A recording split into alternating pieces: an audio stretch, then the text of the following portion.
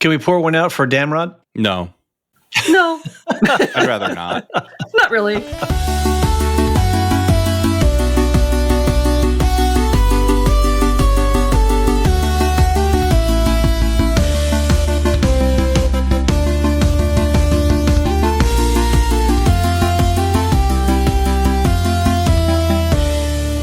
Welcome to the Rings of Power podcast, or the Lorehounds, your guides to Tolkien's world of Middle-earth. I'm David. I'm John. And I'm Marilyn.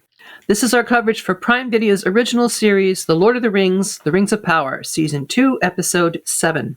In this podcast, we're going to start off with our hot takes, and then we will get into our detailed scene-by-scene breakdown of the episode. If you'd like to contact us, send emails to lotr@thelorehounds.com. If you want to join our Discord server or support the community on Supercast or Patreon, you can find the link tree in the show notes below. And if you are not into recurring subscriptions, but you want to support the podcast, you can find a link to our season pass. It's a pretty good deal, $10 flat. You get ad-free episodes, or the weekly bonus Lorecast, where we dig deeper into the Legendarium, and you get access to the One Guide to Rule Them All, our hand-forged visual guide to the season. And that, just as a reminder, you'll have that feed forever. So, that's everything that's in there will be yours for the end of time. Maybe the heat death of the universe might. Yeah. All things must end. That one, but. They must end. Serial longevity. Let us get right into it. Marilyn, this was a hell of an episode. What did you think? Oh, it was intense. It was intense. There was no opening Howard Shore music, which was eminently appropriate to the tone and the I didn't notice content. That's one thing I pay attention to, yes. They're weaving the story threads together in new patterns. Nothing particularly new, I suppose. But in this instance in particular, I'm really wondering how they're going to sort all this out, or not, with next week's final episode for Season 2. I mean, golly. I have a feeling there's going to be a lot of to be continueds. They have a lot to bring together. Yeah, for sure.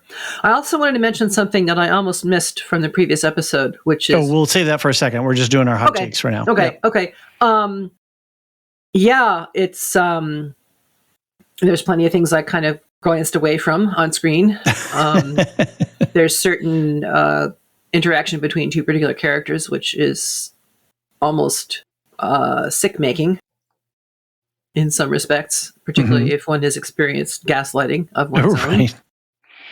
And there's also, some really exciting moments, and the visuals spectacular. Yeah, it's they're firing on all cylinders. Whatever I think about the direction they may or may not be going in, so we shall see. John.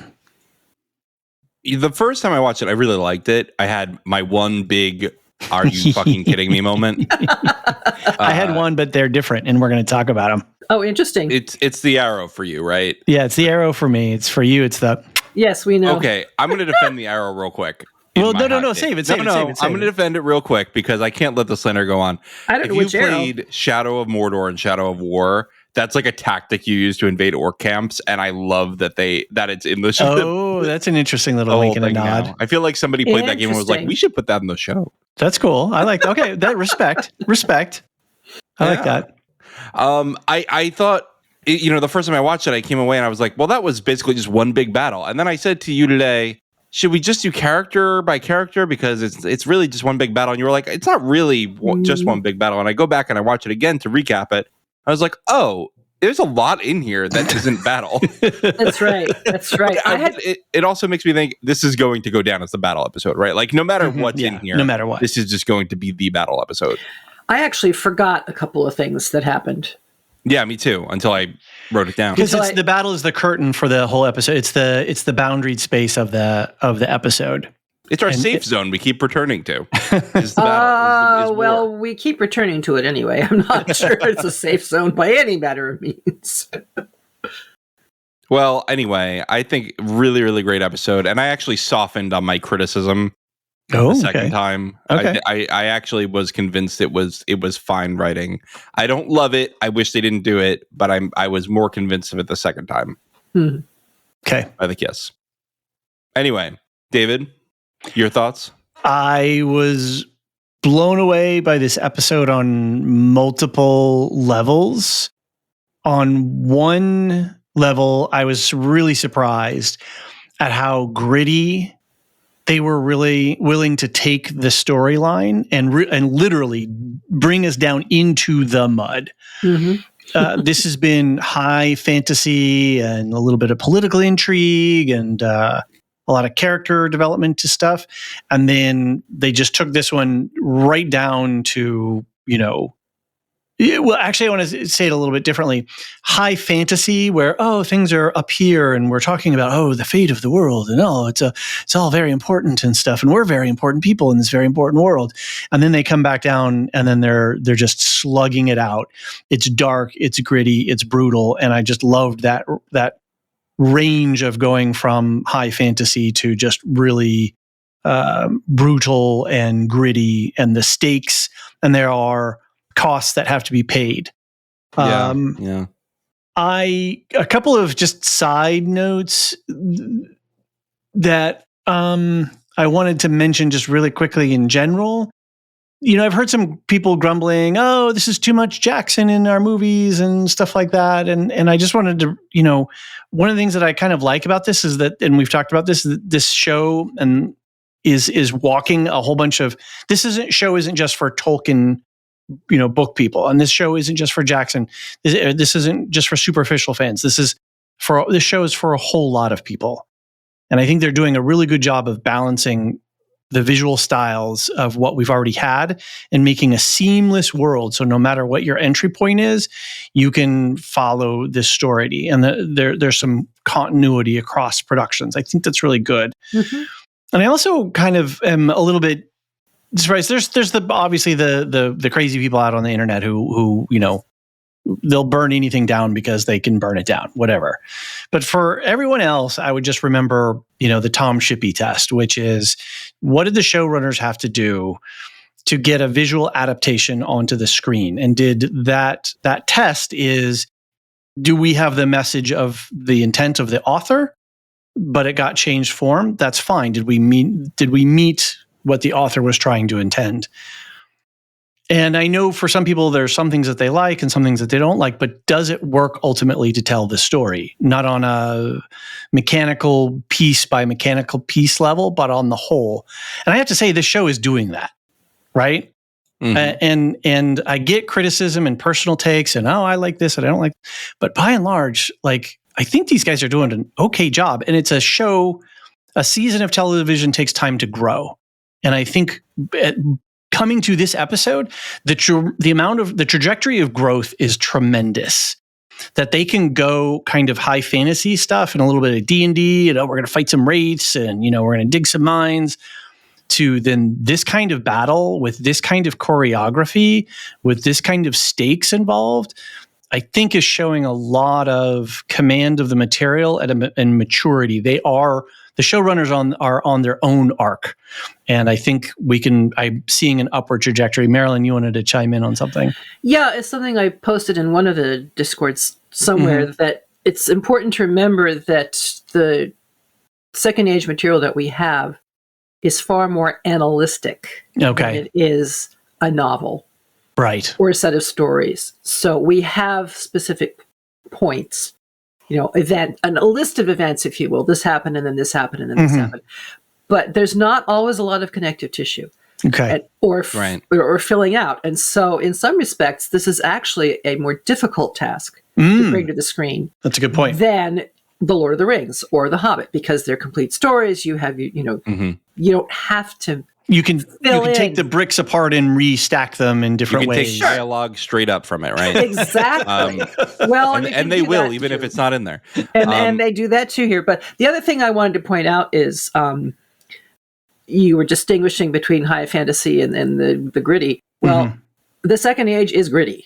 Right. Yeah. I have not seen anything yet, and I hope I don't, that was not specified in the few materials that we do have about the Second Age and about this particular event. Now, the way it's happening has been changed somewhat, but what happens That's what's important. And they're absolutely following it. So Yeah. this is really gritty, violent, uncomfortable stuff. And we hear about wars and we hear about conflict and great heroes doing great heroic deeds in the face of, the odds are stacked against all this stuff. It's there. And now we're actually we're seeing it in this material, and it's great.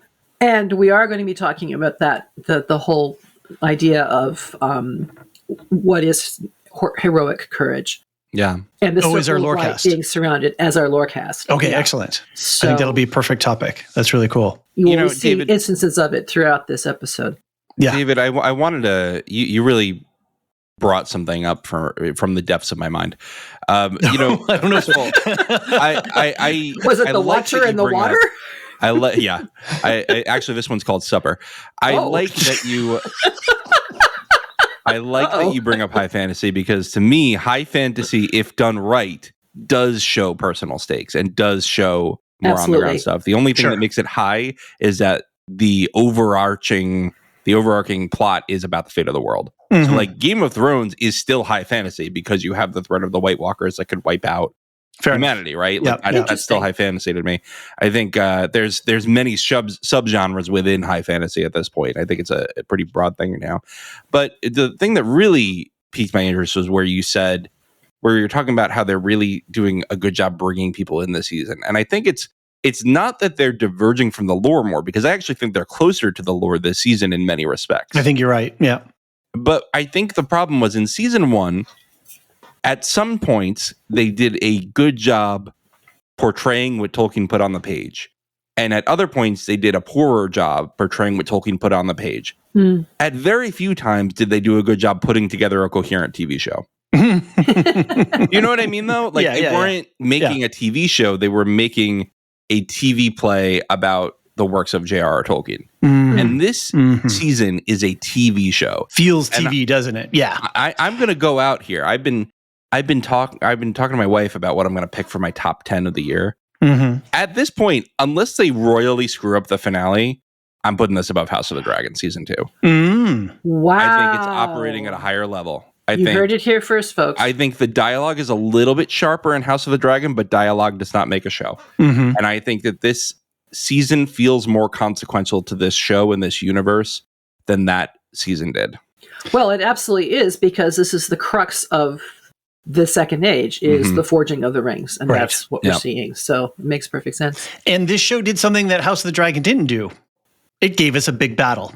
Oh, are we forgetting Rook's Rest? That was not a big battle. And that was an early battle. That was not a penultimate episode battle. I know. So something that I want to agree with you, John, about this operating as a television show, and that is Mirdania, Arondir. Now, I know there might be a question mark about there, but anyway, Damrod, Elrond's horse, a thumb, right? we actually, there are stakes, there are things on the line, and there are costs that are paid, and they delivered that in an episode 7 penultimate episode. Mm-hmm. That is television. That is something that I want in television. I want a season to flow so that just before the season ends, I have experienced something and my characters have gone through things and they have, plumbed new depths or reached new heights, or there are certain characters that are not going to be coming along with us any further. And that's something that House of the Dragon season 2 didn't do. Unfortunately, and we know that there's a lot of problems. I'm not blaming Condal or anybody else, because I know the studio was involved and a bunch of other things. And I think that's still they had the strike and yeah. And it was a good season. I'm more complimenting Rings of Power than I am insulting House of the Dragon. Agreed. So I think all in all, and then Damrod, we got Damrod. I mean, like, that was amazing. That was great special effects. So there's the arrow bothered me. I was fine with the kiss. We'll talk about it. And I just don't know how they're going to wrap up with 8. And that means something. If I'm sitting there going, what are they going to do? Who's going to wait? She's got the rings. She's taken off. Arondir, Adar, Gil-galad, Elrond. Like, where are our heroes? What's going on? Like, I am left in a state of, I don't know what the trajectory of any of these characters are where they're headed, and then how they're going to bring that all into a conclusion for the season. That is a really good thing. And I'm very pleased with this episode overall. Yeah. I liked the arrow. So we'll balance each other out. We're going to do it. I can't wait to hear about this arrow. It's completely gone by me. So I was paying attention for it the second time I watched it because you complained about it, David. And I was like, I'm gonna make sure I didn't blink at it the first time, right? Sure, I expect pyrotechnics from the elves at this point. Sure. I think we'll talk about it. I'm going to say it. I expected pyrotechnics from the elves a lot sooner than we actually got them, but I think this was the showrunners waiting until after dark when they would be particularly spectacular. Yes, it's true. Yes. I thought that was a very poor tactical decision. So just a couple of details before we get into our scene by scene. Thank you to everyone who has been a subscriber to the season pass. It's been a very successful thing. Thank you to all of our new regular subscribers. If you're a season pass holder, and you can still buy that at any point, you get access to our lorecasts. We have done lorecasts on the politics of Numenor, on Tom Bombadil, on the Maiar, on Orcs versus Uruks. And next up, Marilyn, what is it again? The Circle of Light. And that is all about courage in the face of overwhelming odds. Got it. Yep. And how that plays a role in Tolkien's writing and then with what we're getting in the on screen here. I think that's going to be very cool. This is the one I know. I have no idea what you're planning. I haven't looked at your outline document. So I'm really excited for this. All right. The show guide, John, you got episode 7 ready to go for everybody? Sure do. Okay. Super exciting. Reminder, screeners, we don't have subtitles or titles while we're reporting. And feedback, we're going to do feedback this week. Nancy M. is on the case. The document is ready. We've got a couple of voicemails. If you want to send us a voicemail, use the voice memo app on your phone and just send it to the LOTR@thelorehounds.com email address, or use the little voicemail recorder feature on our website. But do that within the next 12 hours, please. Yes. So, and we're going to be recording that tomorrow. Oh, I guess then you can't do it in the next 12 hours because the it'll podcast be too is coming late. out. Oh, right. Yes. So it's in the past. You should have already. Yeah. Okay. Anyway, listen. If you want to send feedback, you still can. We'll do more at the end of the season. Of course we will. We're going to do a follow-up episode, and we have a special. Yeah. We're planning something very fun and special for that. So I think we're going to do something with Mark from Nevermind the Music. Oh. Yep. Yeah. Should be fun. No errata, so let's get straight into the scene by scene. Oh, no, you had an errata. It wasn't an errata. It was just an observation. So we're still perfect. I wasn't sure. I had missed, from the previous episode, it didn't occur to me until after we recorded, when Sauron slices his palm. Oh, yeah, no, save it. We're going to talk about it. Well, they're not going to talk about the connection that I made. Okay. Which is to the Dark Wizard. Can you bring it up then? Can you bring it up then? I can certainly bring it up when we talk about it. Great. Because I think it's... sorry, listeners. David just wants you to sit in suspense. Well, I think it'll be a nice segue into it. Because that'll open up the whole conversation about the blood and the... Fair enough. Yeah. I've been watching Interview with the Vampire, much to the delight of Alicia.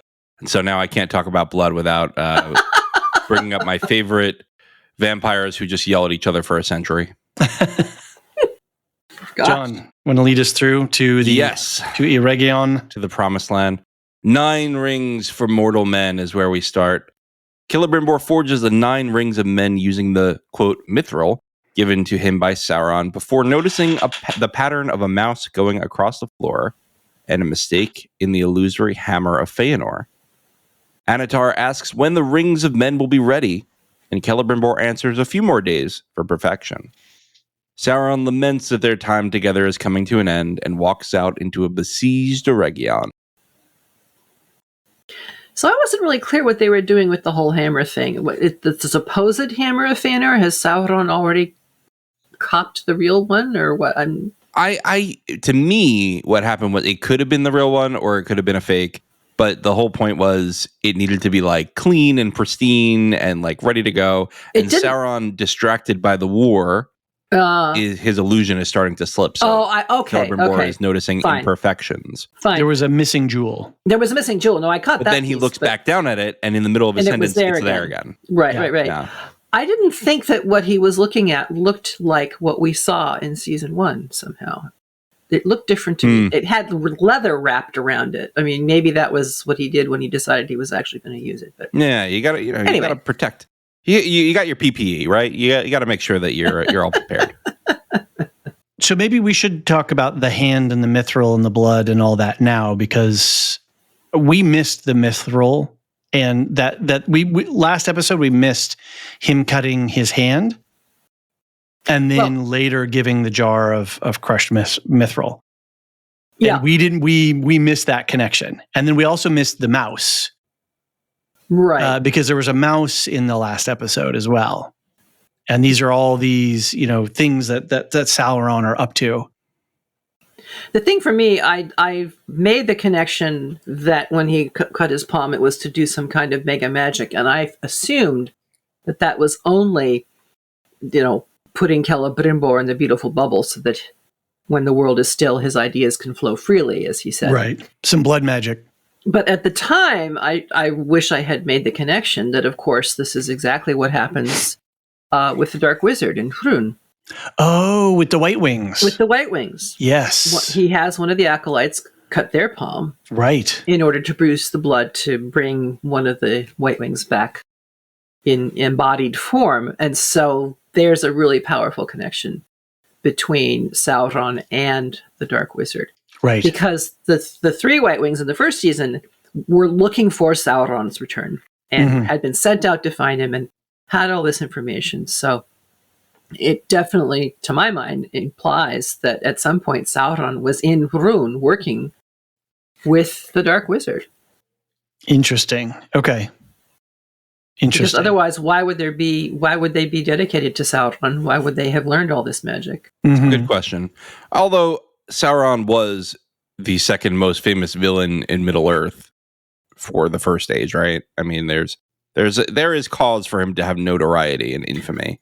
Well, sure, but this is more direct. I mean, this is teaching him. Yeah, I agree with you. For magical workings. So I didn't think that happened when he was still crawling around as a slime monster. So were the 2 blue wizards given the mission to go fix things post Morgoth? Was that part of their? Not precisely. They were asked to go out to Hrun because there was concern about Sauron messing around in that region. Okay. And corrupting the humans in Hrun. So does that plays into your theory? That would work into that very nicely. It would, but the implication was the 2 of them went out, and in one version, they both turned to secret cults and evil. Right. In the other version, they both were good, quote unquote, and accomplished as much as they could, but failed insofar as they were killed or whatever, or they didn't completely stop the spread of Sauron's influence, but they stayed it enough so that when the Third Age battles came along, there were many fewer human armies marching to Sauron's aid when the West had to confront him at last. I'll add, they're playing a little extra jazz here because we have a clear-cut mission for the Istari in the Third Age where they're told, go and stem the influence of Sauron, go and help unite the peoples of Middle-earth against him, persuade them to join forces more than actually fight yourselves. In the Second Age, it's even in the writings a question whether anybody went in the Second Age, any of the Istari. Right. And where they did go, it's not necessarily clear what their mission was. Okay. So they have room to play jazz. They have room in Rune. Yeah. But this was one of Tolkien's speculations in one of his letters. Okay. To a reader who was asking questions about wizards. So something that I'm really enjoying with this ring lore, and I think this was a question, John, that I had asked a couple of times way back when we did our Second Age podcast, which is how we got our whole start in podcasting. was like, I wanted to know, like, were there other rings? How did the rings get made? What, who got what, when? Like, I had a whole bunch of details, and this is what the show is giving us, right? So it's like, this is cool. We're seeing the rings being forged. And I think what's really cool that I'm enjoying from my television viewer standpoint is the three kind of levels of the rings. The elf rings are only sort of maybe possibly tainted a little bit just because Sauron was kind of near enough to the process and involved. Sauron adjacent, yeah. Yeah, Sauron adjacent. The dwarf rings got a spell on him because he touched the mithril before dropping it into the, to get it, molten. And he obviously would cast some magic on it. But then the human rings are full on Sauron blood, which gives us the Nazgul, right? He has total control over the men, where from the elves to the dwarves to the men, there's this increasing gradient of his ability to corrupt and control them. And I just think that's so cool. And I don't know how much there is in the lore. I don't think there is that much. No, this is a show creation. But I like the creation of it. From the television viewer standpoint, particularly for those who are not wedded to the lore. Mm-hmm. They are following the order of the ring verses. Yeah. 3 rings to the Elven King, 7 to the Dwarf Lords.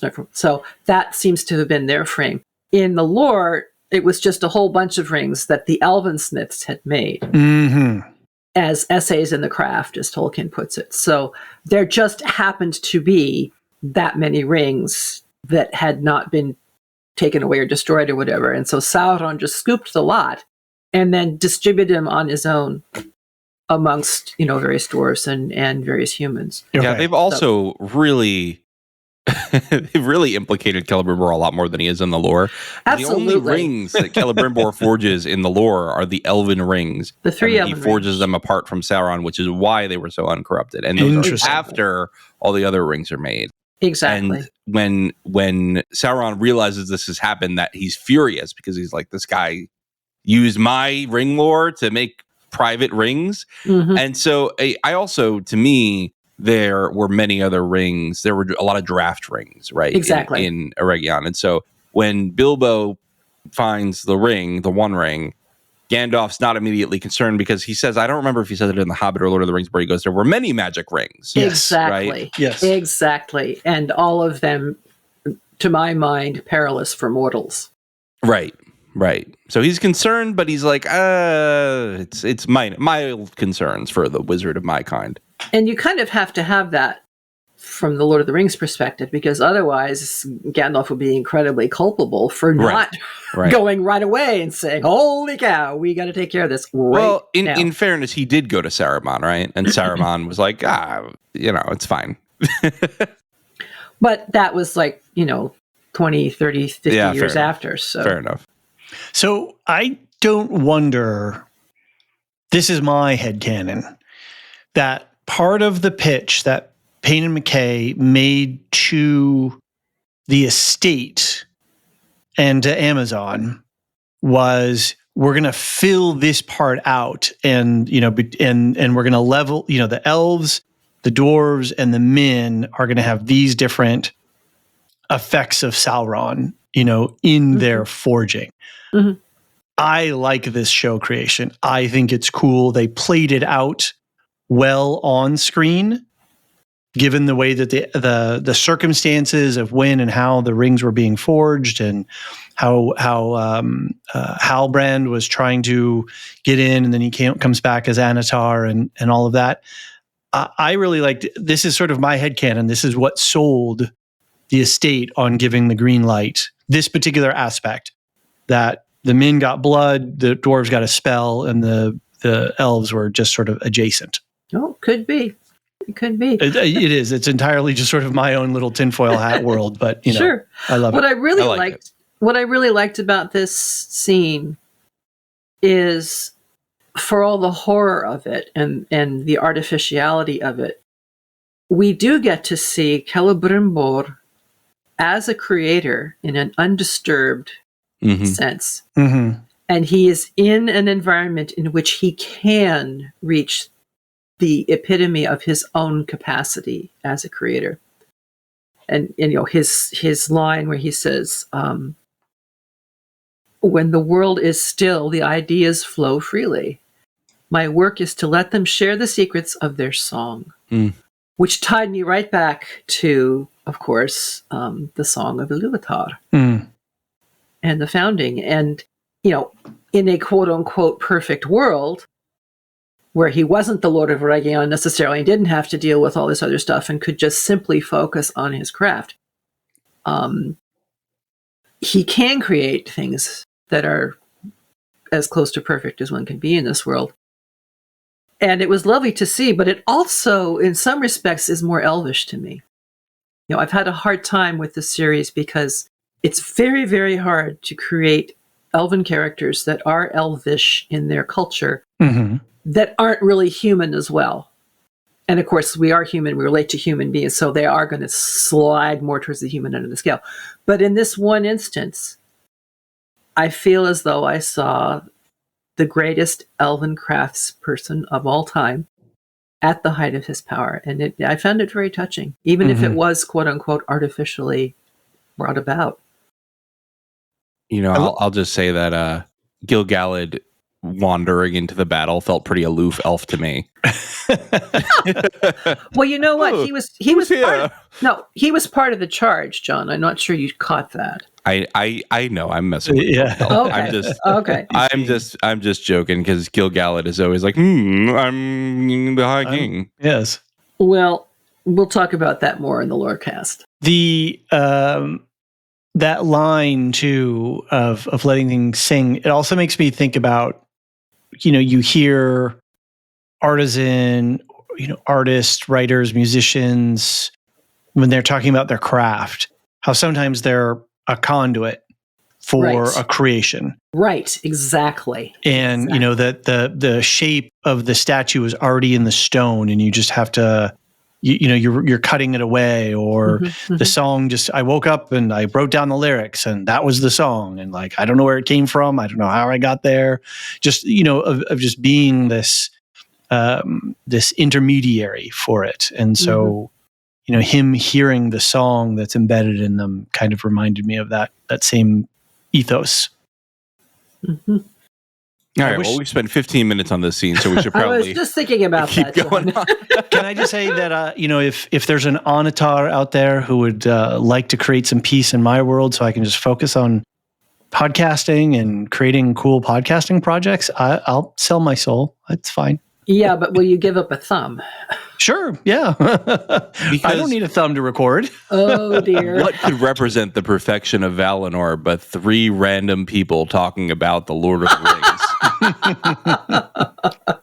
They did foreshadow the cutter in this scene. Yeah, they did. Yeah, I really like that. And we got another eye motif in the mithril melting. So, all right, let's go to Commander Anatar. Sauron tells the people of Eregion that Celebrimbor has ordered there to be no defense except the river.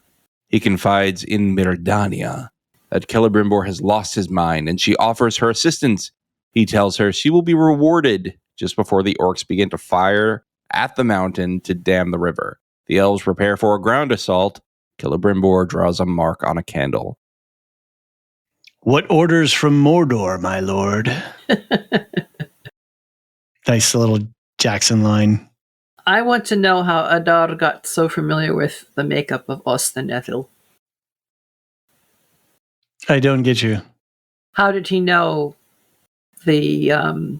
well, I mean, I suppose you could just spy out the fact that it's protected by 2 rivers and so forth, but how did he know where the weakest point of the wall was? Okay. And how did he know the defenses and Guys got good intel. Yep. Evidently. Oh, and the rock formations that they exploded to fall down to make the dam looked very much like natural rock formations in Iceland. Okay. Which is where we get ideas of elves and dwarves, and the Snorri Sturluson translations of the Eddas and the stories from that were very much a part of Tolkien's reading and thinking and creation of his mythology. Okay. So I don't know if anybody else has been to Iceland or lives in Iceland and noticed that, but I just thought it was cool. Yeah, there's not a lot of substantive stuff about here except poor Mordania, right? She's going to get her reward, all right. And also, isn't it great that we got a piece of feedback saying like, oh, Sauron doesn't really lie. He tells the truth. He just twists it. And I'm like, actually, I think he does lie. And here's an example of a clear-cut lie, right? Oh, absolutely. Which is your High King has ordered that we not launch a counterattack. It's like High King doesn't even know there's an attack going. That's a clear lie. I just think it's a beautiful twist, right? That he's gone. He's like, oh, the High King's in denial, but I'm here. I'm your savior. Putting yourself in the position of a savior really helps you earn the trust of the whole city. Well, until it doesn't. Well, but it kind of does, right? Because he wins later anyway. Because he's already too deep in. It gives him the time he needs. Yeah. I think he was taken a little surprised by Adar's tactics, though. I don't think he was expecting it. Yeah. Thank you, David. I agree with that. Yeah. And by the way, I'm not spoiling when I say I think it does work. I'm saying when he later in this episode orders the elves to kill each other when they try to arrest him. He's like, I already won. I'm already inside everybody's head. Right. Yep. Which is what Adar says later, that, they're lost to shadow. That it's already lost to shadow. And that may actually spell out some reason for Mjolnir's fate, because he was in her head, and yet so was Celebrimbor. So yeah. No, I think Mjolnir. I think if she had not been there at that moment, if it had been any other elf, Sauron would have just killed that elf. I think it was just, he's angry at this person right now. Now's my chance to make him make a mistake. Right. And get the people of Eregion really turned on him. Because once he kills another elf, we are done. He's done. He's never recovering from that on the campaign for re-election. Polls are down in Celebrimbor. So I think we can move right on to the greed of King Durin. Durin III orders Narvi to clear out Durin IV and Disa to begin mining again. Narvi goes to the mine entrance, but allies with Durin the Younger. He tells Durin that Elrond has come to ask for aid in Eregion. Elrond asks for aid of the dwarves, and Durin tells Elrond he's about to overthrow his father. I don't think I've got much. We did see a little shot of the West Gate, which was cool. But it's pre friend of the dwarf. That's interesting, because then what happened to the door? They haven't installed it yet. Yeah, but they're not friends anymore. At the end of this episode. At the end of this episode? That's a question I have, but I don't think that they didn't send. Well, I don't think anyone's going to be friends with Eregion at the end of this episode, right? Like, there's not going to be much of a city yet left to be friends with. That's right. Yeah, I did think we have talked in the past on various podcasts, Lorehounds podcasts, about like the game of the game of comparing grief. Oh, my grief is bigger than yours, and how that's just not a good thing to do, right? There's not a lot of validity in that. Pain is pain, and you just want to be present to other people when they're in that, so that you can be empathetic and help them.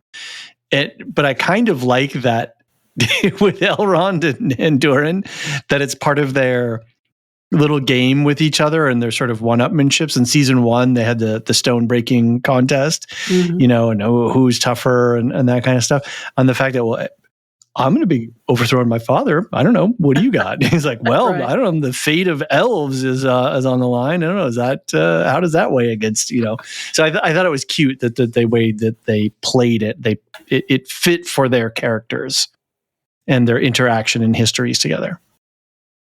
Yes, and they're probably the two characters who are most being straight up with each other and with the world. I like that. And not doing any deceptions or side hustles or anything else. I don't have time to tell you, like, or whatever. They're like, they're being straight with each other. Yeah. I like that. I don't know. Durin's bat house business is really taking off. I thought that was Disa's property. That's true. But he's, you gotta help your wife with her side hustle. It's true. You do. Yeah. It's good if you can. I just want to say I'm really glad Narvi came around. I was really worried because he hadn't beforehand, and he's a beloved character in the lore. Is this guy who's besties with Celebrimbor, and I'm glad that he comes down and he gets this order. And you keep every time you watch him, you see he's a little more hesitant to say yes. Yes, but he he's still doing says it yes beautifully. That actor is until really finally he breaks. He's like, "You want me to attack your own son?" Yeah. For gold, for no reason but gold. That's too much. Yep. That's a good point. Yep. Yeah. Anyway, that's about all I have for this scene. All right, let's take a quick break. When we get back, we'll do more Tolkien.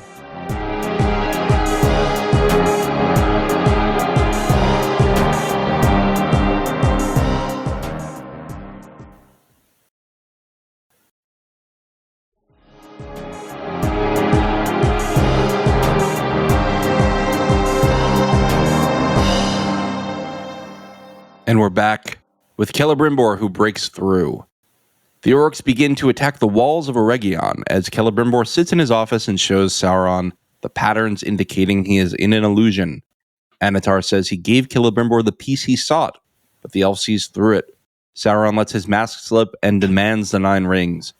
But Celebrimbor throws the hammer of Feanor at him, breaking a window and the spell.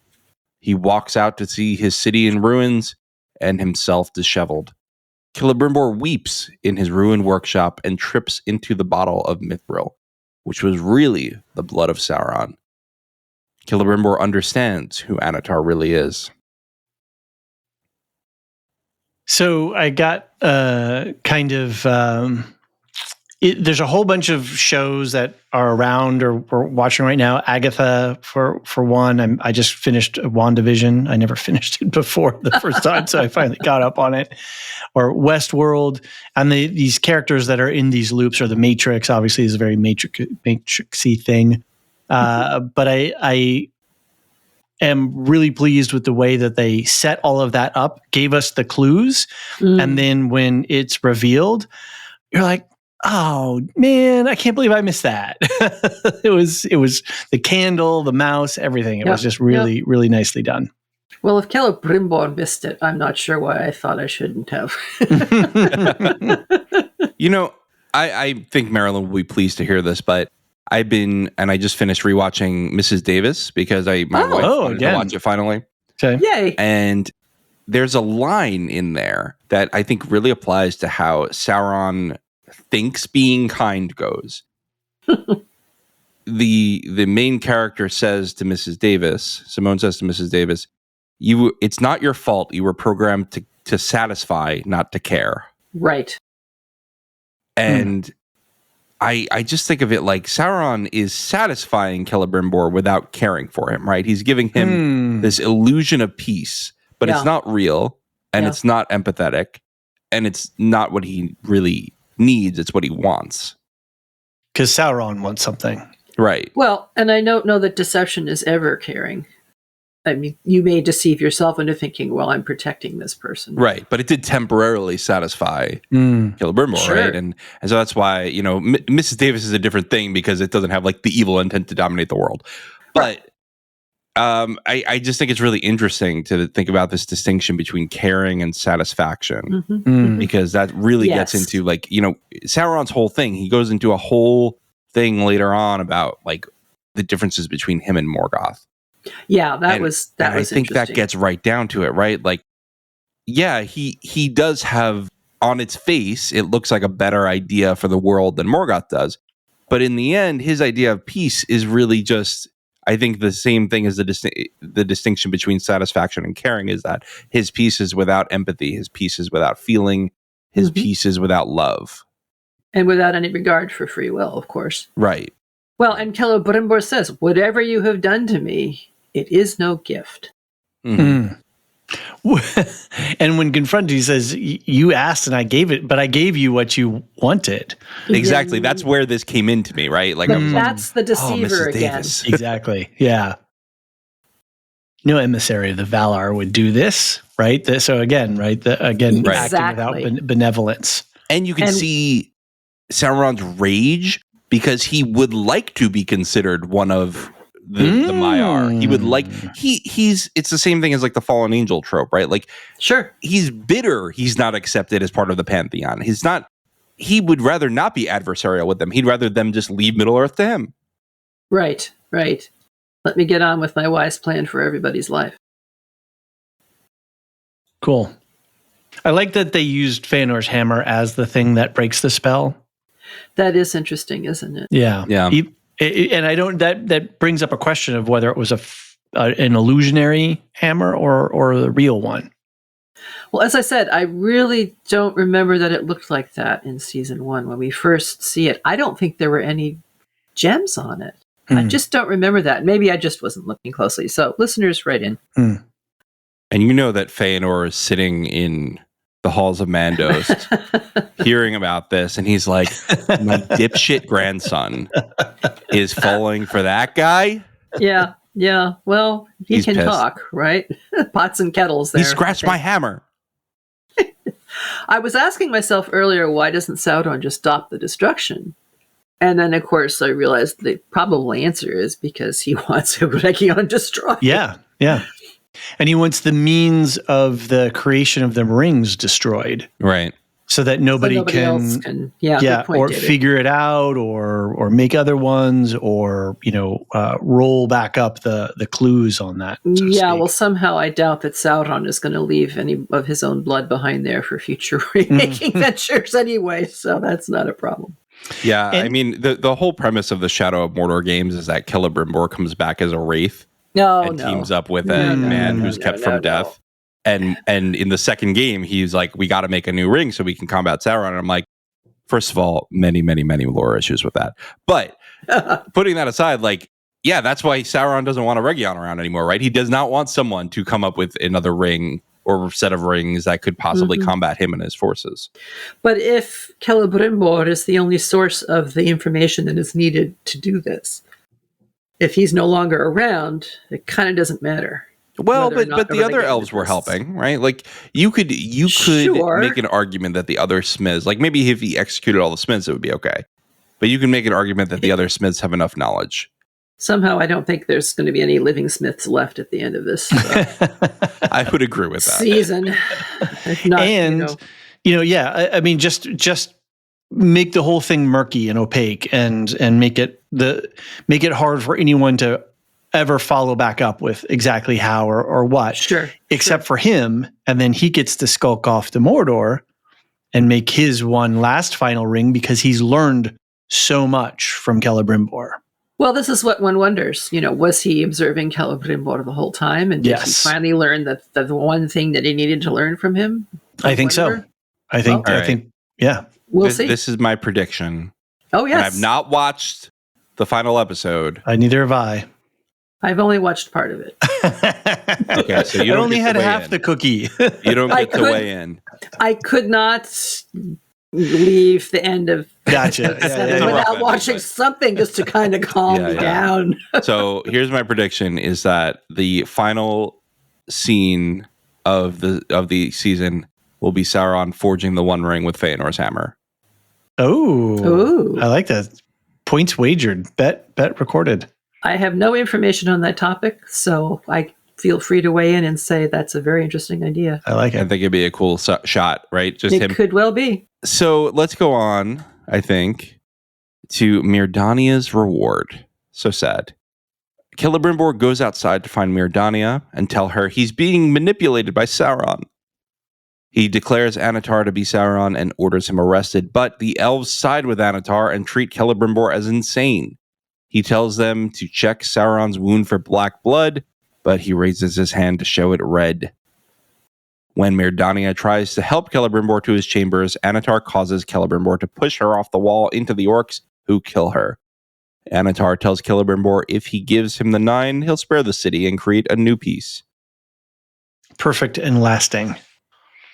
A perfect and lasting. I'm gonna put that in there. Yeah, a perfect and lasting peace. That's a good line. This is an excellent example of why if anybody comes along and tries to tell you that they have the recipe for creating a perfect world order, you should smile politely and look for the nearest exit. I think it's in my professional life and things that I've done a bunch of, leadership training and management training and all these kinds of things. And that's one of the things that you at least I've discovered for myself is that leadership isn't always about the one who has the answer or the one who does the work or whatever, but it's about building teams and coalition and creating space where everyone can sort of contribute. And if you only have one source of answers, besides the fact that it's a single point of failure, it also diminishes everyone around you and actually creates a weaker and less robust organization or the ability to achieve whatever the goals are. Well, I'm actually thinking even in larger terms than that, which is rather than try and teach the creation of a perfect world order, however you're defining that, I would like to see leaders teaching us how to deal with the imperfections of our world. Because it will never be a perfect world. Correct. There will always be flaws and slips and mistakes and deliberate, evil done. And far better to have the tools to respond to that in the best possible way than to say, oh, but I can make it perfect. Definitely agreed. And that's where you need to be able to hear the voices of other people as part of solutions. Yes, exactly, David. And that's back to your point of the teamwork as opposed to the one almighty leader and everybody else crouching down and around them. With their one idea, I alone can fix it. Right. Yeah. Right. Very, very dangerous. Very, very dangerous idea.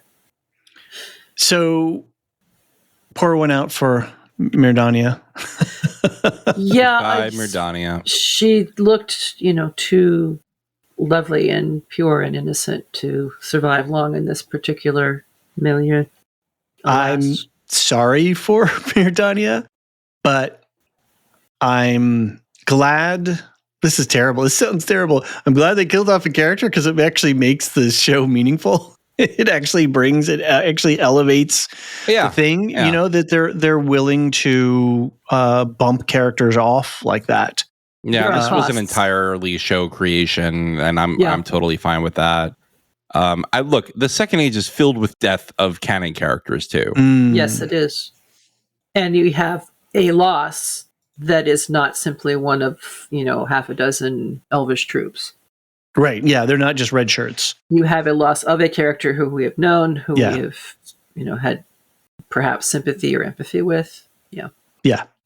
And it tells us about Sauron as well, and about how he's willing to have other people pay these costs.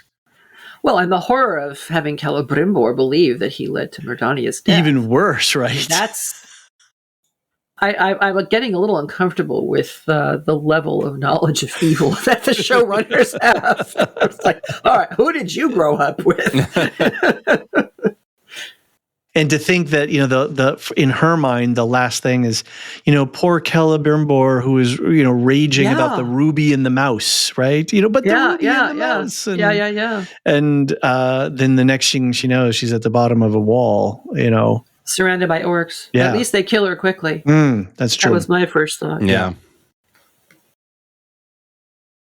Well, all right. I think that's basically it, other than very terrifying Sauron here.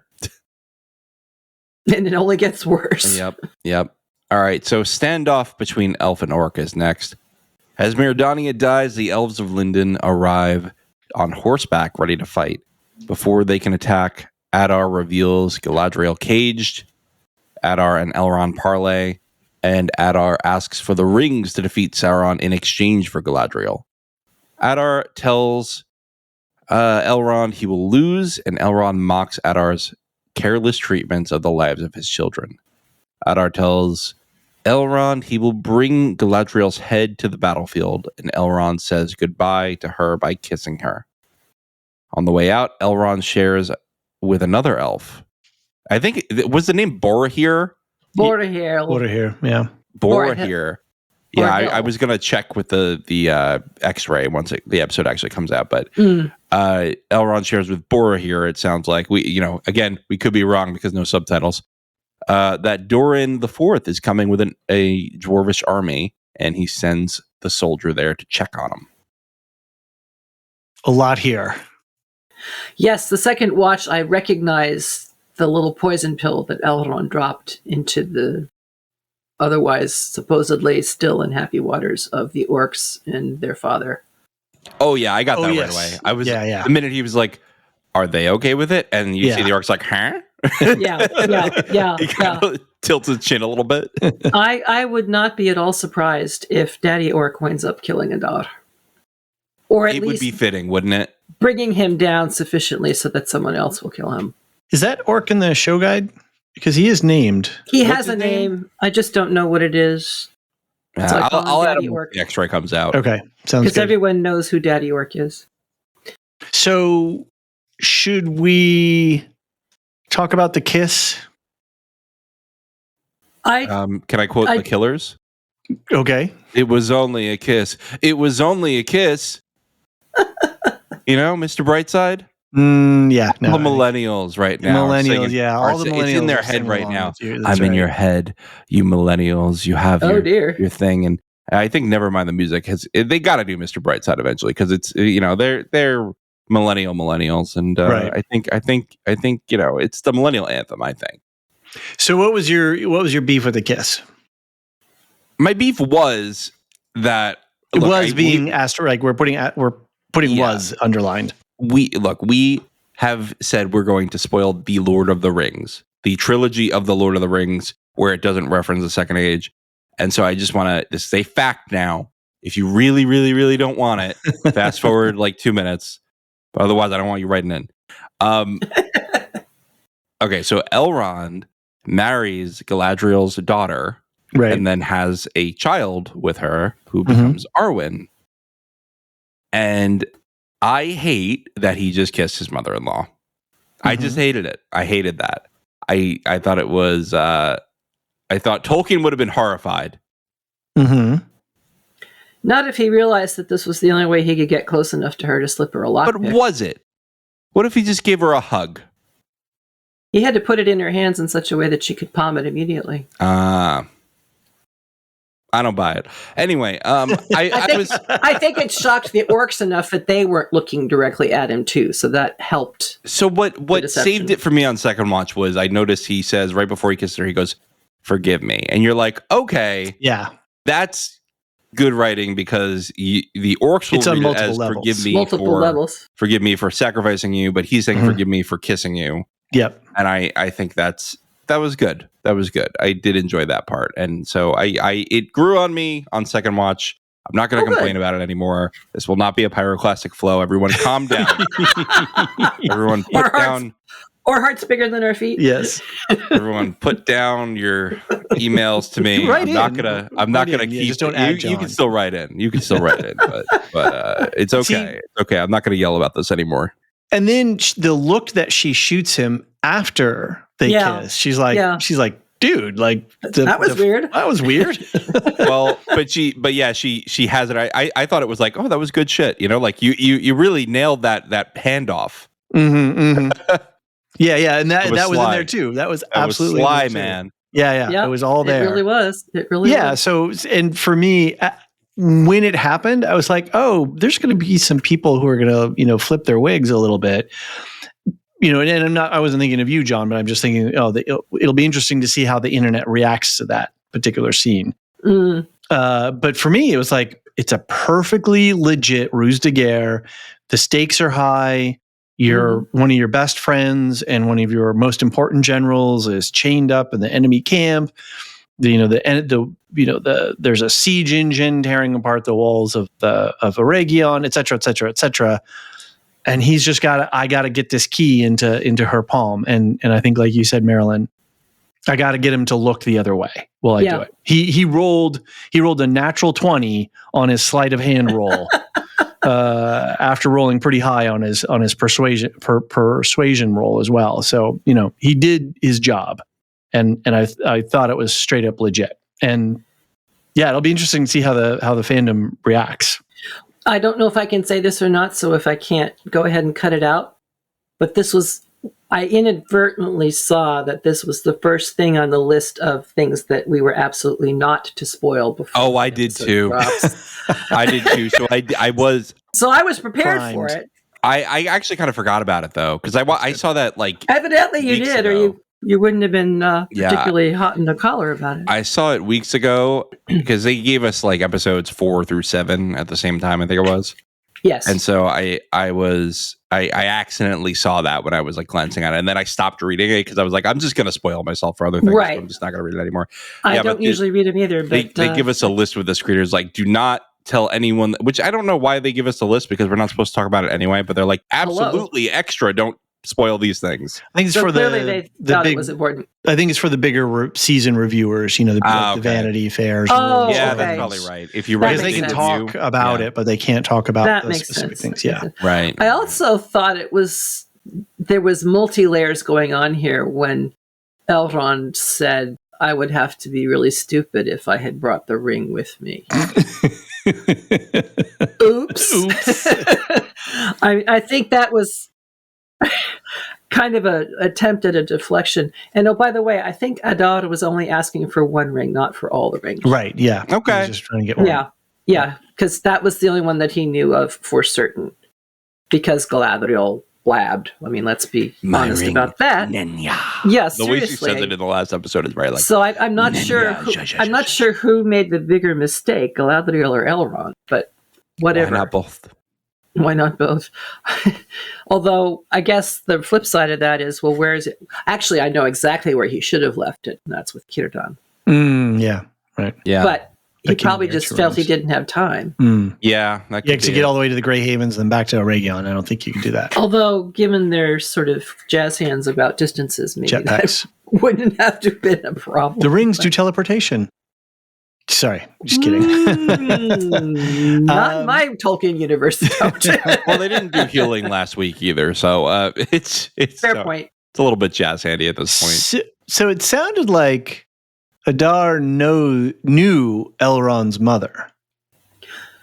He was straight up. She was super beautiful. No, it was his maternal. Marilyn is a Maya, so that's his grandmother. It's more than that. Great grandmother. Right. I don't know how many generations, but Marilyn and Thingol were the parents of Luthien Tinuviel. Right. And her son was Dior, Thingol's heir. Dior's daughter was Elwing, who married Eärendil, and they were the parents of Elrond and Elros. So are we at great? Is that where we land? No, but then who did Adar reference? He did reference Melian. The great grandmother. Then I totally sorry, my bad. Don't at me. That's all right. On this one. Melian is a Maya, so she is an immortal being. So she would have been around when because it sounded like when Adar was just a pup. Right, but it sounded like Adar had some firsthand, exposure. Well, it's interesting how they keep seeding these little bits and pieces into Adar's knowledge bank, if you will, and makes you wonder, well, what was he doing and who was he talking to? And, how long was it before he was rejected by the elves for having been totally wrecked by Sauron? Yeah. And Morgoth. When we covered season 1, I was really hoping that this was going to be a pull from the Silmarillion where there was this whole bit that there were some elves that were captured and tortured by Morgoth, but they were not made into orcs, and they escape, or Morgoth just lets them go because they have no more use to them. Right. And they try to go back, but because some other elves were corrupted to evil, they weren't welcomed in, even if they were trustworthy. Right. And so what I was hoping, because I thought this would have been the most interesting moral complexity, was that Adar was still an elf, but he came back and he was rejected because he had been in the custody of Morgoth. Well, I'm beginning to think that he is still more of an elf than he wants to be. Because they keep having him harken back to his elvish side and his elvish knowledge, planting the seeds before battle. Later on, referencing a particular famous elf from the First Age, and just in any number of ways. Just having a fatherly attitude towards his children. I don't think that's a typical Uruk behavior. Now, we did see a nuclear family of orcs in this, but how much of that was because Daddy Orc was following in the footsteps, if you will, of Adar, whose name literally means father. Right. Mm-hmm. So it's interesting. And he's being very reasonable in negotiations and, honoring a treaty flag, well, they didn't show us a white flag, but like honoring the rules of, okay, we're two opposing forces. You can safely enter the camp. And parlay. Yes. Very good. And so, he is being, he's following the rules of things. Mm-hmm. So, which is hardly orc-like or Uruk-like. Right. Remember, he is making that distinction. Right. Which is nothing more than a question of using the black speech instead of, common speech. But still, it's an important distinction. We spent a whole hour talking about this on the Lorecast. Indeed, we did. And many people have been sending us very nice things about it. So thank you, listeners. We appreciate all that lovely. Well, I'm grateful that you two went on without me and that it was such a hit. Well, I'm sorry that you weren't there with us to make it even a better hit. You know what? I think it needed to be the two of you. The power of two. Right. Speaking of orcs, there were some orcs on the battle line there that were certainly, the actors were certainly having fun playing orcs. They were shouting and really going for it. Well, because they knew they were going to stop the charge dead in its tracks. Right. So, pretty good. I remember somebody wondering why the orcs looked so happy that they were facing a head-on elf charge, and now we know why. Right. I do have to say that Gil Galad was giving big Shogun energy with his helmet. Yeah. I don't know if when we were watching Shogun earlier this year, some of the helmets that the generals had were just sort of ginormous art pieces. They talk about fascinators, right? For but those are often very tiny, you see. So yes, exactly. The other end of the spectrum. Morgoth's fascinator, as Dr. Sarah Brown called it. Right, exactly. I did listen to that pod. That was funny. That was very, very funny. I got a little confused because we get that shot of Gil Galad there, and then he's just not around. He's not participating in the parlays. He's, and then he just sort of shows up because a king is needed. It was I got confused. He was a little dopey there. Yeah. I was like, I was not feeling Gil Galad there. Yeah. I felt that there were a couple of scenes that got cut. And I think it's appropriate. Elrond is his herald. Yeah. And therefore serving as his ambassador. Yeah. And let's face it, he's the mastermind behind all of this. Mm-hmm. And I think Gil Galad is content to have him be so. And he's not a chateau general. And if you want to know what that means, dear listeners, be sure those of you who are able to listen to our Lorecast. Oh, that'll be we will be talking about that. New lore is about to drop.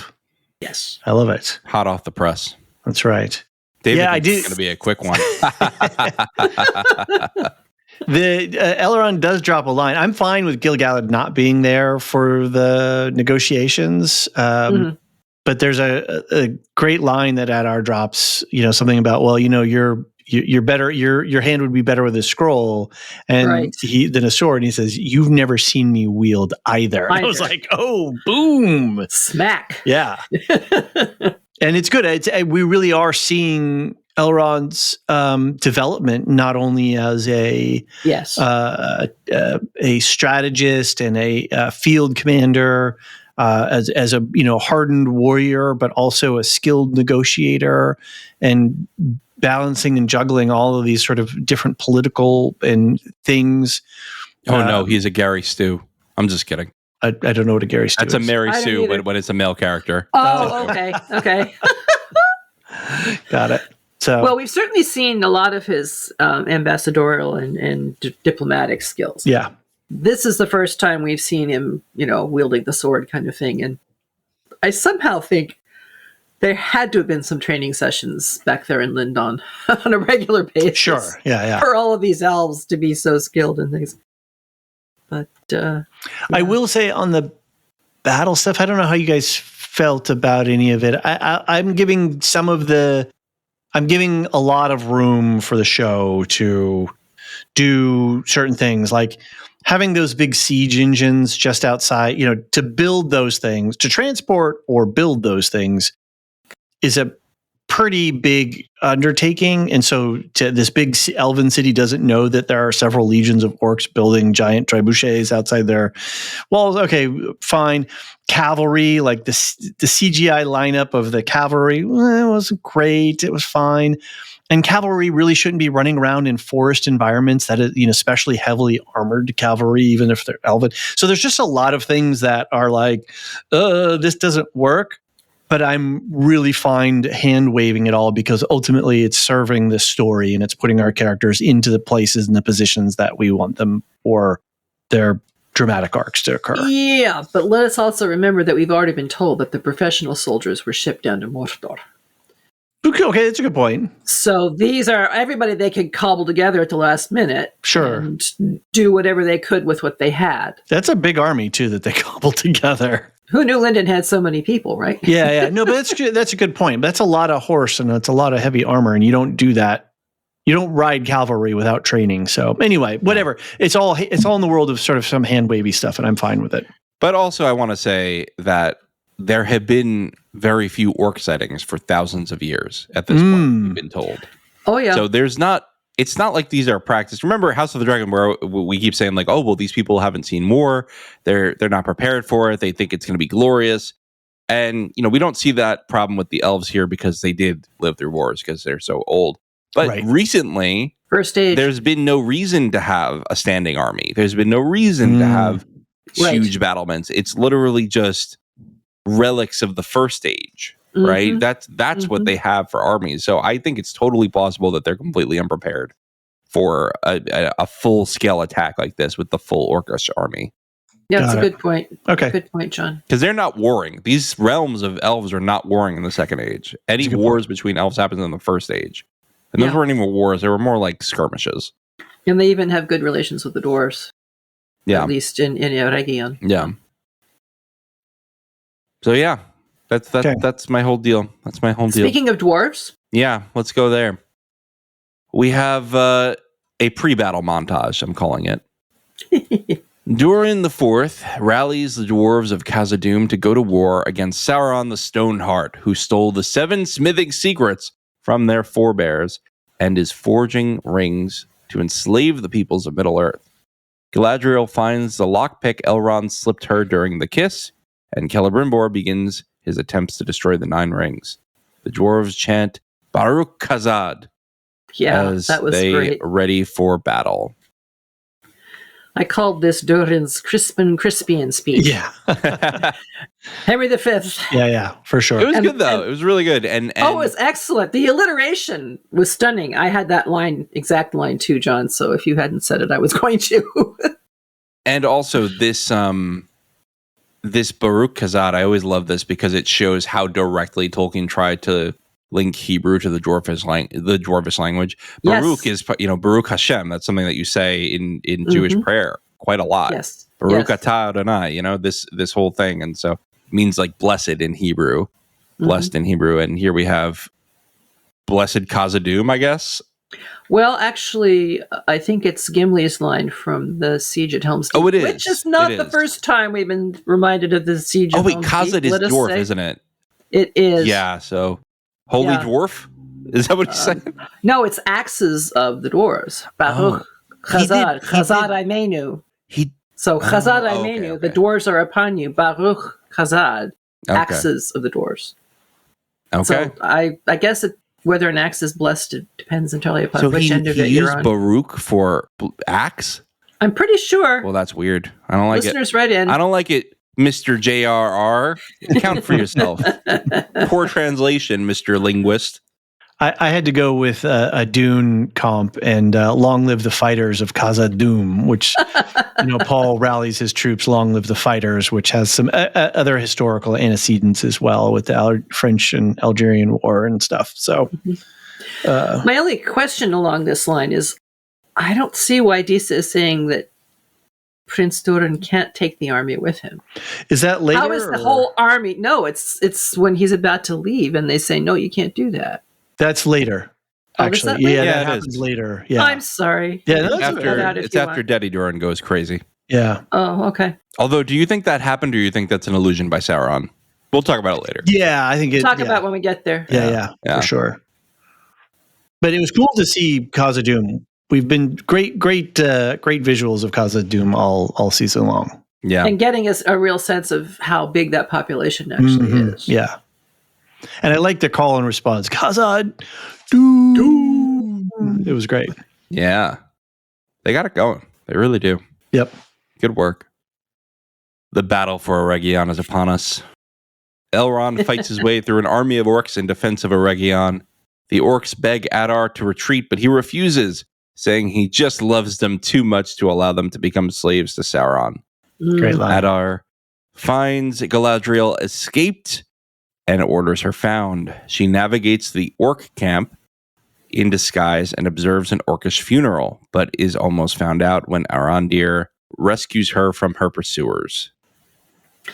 I wish I'd put internet points on that. You because were excited. I predicted it. I think we can award you some honorary internet points. Okay. That's fine. All right. That's fine. Here, You go were have on some the, free internet points. You're on our production chat. You were like, "Oh, it happened around here." Pretty funny. Yeah, and interesting that they have Adar say, "I love you with all that remains of my heart." I didn't catch that part. Oh, that's interesting. Yeah. Okay. Oh yeah, and therefore, I'm going to have you slaughtered by the thousands, rather than have all of you enslaved by Sauron. Yeah. Some of you may die, but that's a sacrifice I'm willing to make. Mm-hmm. Yeah, I mean, really, think about it for a minute here. Whether it's for your own glory or for the love, supposedly, of your children, you still have very powerful, quote-unquote, leaders making decisions for their followers.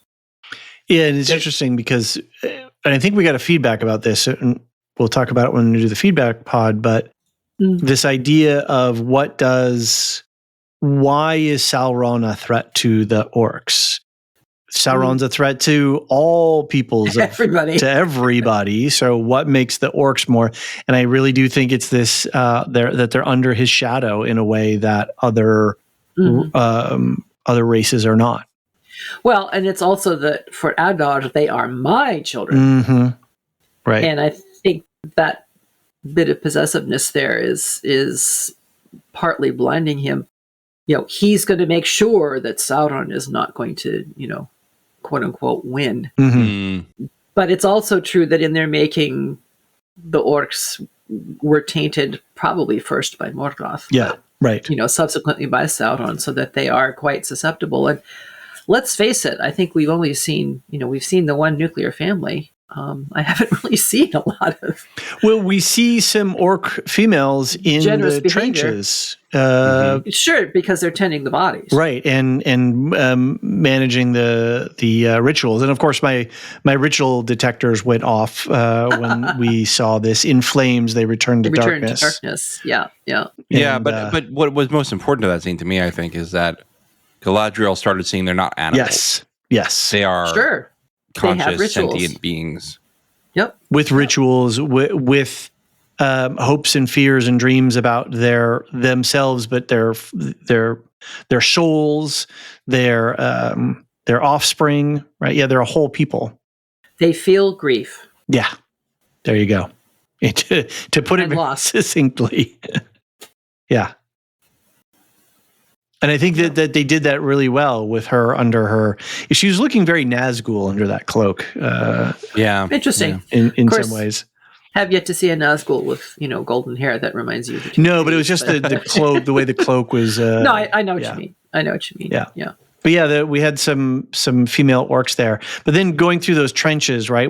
I just was right back to that World War I experience of Tolkien, and for sure. And then I think you said something on the Lorecast about orcs and Urks, that like when Christopher was at war, that he met orcs in the barracks, and they were wearing the same uniform as him. Right. Which is again an interesting reflection on Tolkien's origins of orcs and how his ideas shifted over time. Right, because we really saw a human side of the orcs with the burial rituals. Absolutely. Yes, and I just love Galadriel's saying to Arondir, "There is a dearth of elven heroes this night.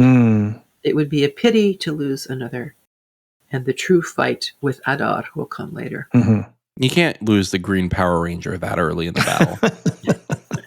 And oh gosh, I really thought we had lost him, but I hope that. Yeah, I don't know what you I guys are hope that talking I'm about. wrong and you're right, John. Yeah, I gotta see. I don't think he's dead. I don't think he's dead. Look, I'm gonna have to go back. I first encountered, what's his name? Ismail Cordova. Okay, so I had first encountered him on Sesame Street because my daughter was into Sesame Street for like a very brief moment, and he played Mondo on Sesame Street, and he was very into singing to kids and teaching them Spanish, and it was great. And then when I saw him in Rings of Power, I was like, he's doing a good job. The guy's got range, and he's not gone yet. He can't be gone. I'm in denial. I hope not. We've already lost Bronwyn. So. Yeah, but also I don't think his arc is done. I don't either because I want him to take Galadriel to the Greenwood. Yeah, I think that would be a really nice way for his arc to go. And become Lorien. Right, and I think it would be. I don't think he needs to kill Adar, and I think that would actually be counter to his arc. I think the vengeance is not what he should find. But I also think him dying here would be a really big waste of a character arc. Oh, I couldn't agree more. I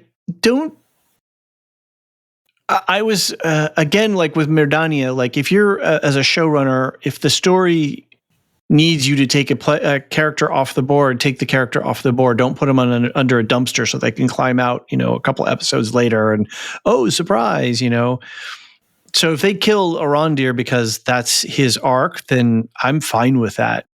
I just don't want to see some hand-wavy stuff about, how he comes back, when they showed us him cut down by Adar. I mean, I know he we're took a bad wound. I think it's perfectly reasonable that Elvish medicine heals him if he. But there are so many wounded. Also, Nenya's right there, and I think Galadriel has a personal. She doesn't have any liking to him. Yeah, but she's who has it? Come on, she's gonna get it back. She gets it in the third age. We know she has it in the third age. Well, she's gonna get it back. Well, we can certainly determine who has it now with a couple of scenes down the line here. Look, the guy's not dead. I will wager all of my internet points on. I'm going all in on this. The guy's not dead. Okay. Oh, John, I really, really hope you're right. I think Adar's arc is basically over, and he's not been struck down. But I think I couldn't think of any more story to tell with Adar. I think what Adar functioned as, and I didn't see this vision the first season, but I see it now. Is I think Adar presented to us an alternative history of the orcs that could have been. Interesting. Where they could have been a free people that learned to perhaps have worse rules within their society, but still be able to have productive relationships with the realms of men and elves and dwarves. And I just think that Sauron robbed them of that by making them thralls. Yeah. And I rather think that Adar's arc will be over as far as Sauron is concerned. Yeah, but I mean, what more is there to do after this? I think he was a really interesting addition. I think he proved his point, right? Is that these orcs have personalities and they do have the capacity for, a regular life. Mm-hmm. And now I think, a regular orcish. And again, I'm not spoiled for anything. I'm not spoiled for the finale or anything if this happens. Or no. But I would be perfectly fine if Adar dies now. I think his arc is played out now. Okay, I went back and looked at that clip, and he's still crawling on the ground. Ah, okay. He's still moving. Adar throws him to the ground, and he sort of lands, and he continues to crawl forward. So he's not finished there. So there we go. There you go. And Adar is more interested in finding Elrond. Right. Yes, right. Exactly. I think he's not a threat anymore. Yeah. And I think you're right. He kind of admires Arondir a little bit. Yeah, John, I can see that. I was just thinking that too. Maybe he really doesn't want to take him down because, elf. The only other thing I was going to actually say maybe about this whole scene, it was cool to see the same sword technology that they have in the Lang sword that the Weta folks invented. There's that big curvy thing. That's what Elrond's fighting with. Then what was the deal with the catapult orc? Okay, so there's the arrow and then the catapult orc. Those two things. The catapult orc did rub me a little bit the wrong way. I was like, it was just kind of dumb, silly. I thought it was just a sort of a visceral satisfaction for Elrond because the orc killed his horse. He did, and that's interesting because fighting with anger, right? I mean, we know that, don't we? I mean, let's save that for the final scene. But the whole Elrond on the warpath really reminded me, and I think I've quoted this line before, but it's something that always sticks in my head from the Silmarillion about Feanor. For he was Fey, consumed by the flame of his own wrath. Right. And that always, like, you could just feel like the fire behind the eyes, and you feel like every step is weighing 1,000 pounds. And I feel like that was Elrond here, just sweeping through the army of orcs. It was beautiful. And no relation to Feanor in this case, but still. No, but of the same kin, right? Of all of the Noldor. Not really. He's got some Noldo in him. No, he's got well, yes. Okay, from the Gondolin line. Yeah. Or no, sorry. I think he's entirely Sindar in line. We're going to go look this up right now before you and I. That's so added. Because Earendil's mother is a Noldor. Idril. But I think she's the only... That's still some Noldo, though. I feel like Tolkien's very enough. generous with his, like, you got any Light of the Trees, you got any Maiar in you, got some extra stuff. Well, he does have Maiar in. He does, right? So he's a son, and yeah, I think, and even if he wasn't Noldo, he would still have Light of the Trees in him because he's got the blood of Thingol. And that's a Calaquendi, not a Moraquendi.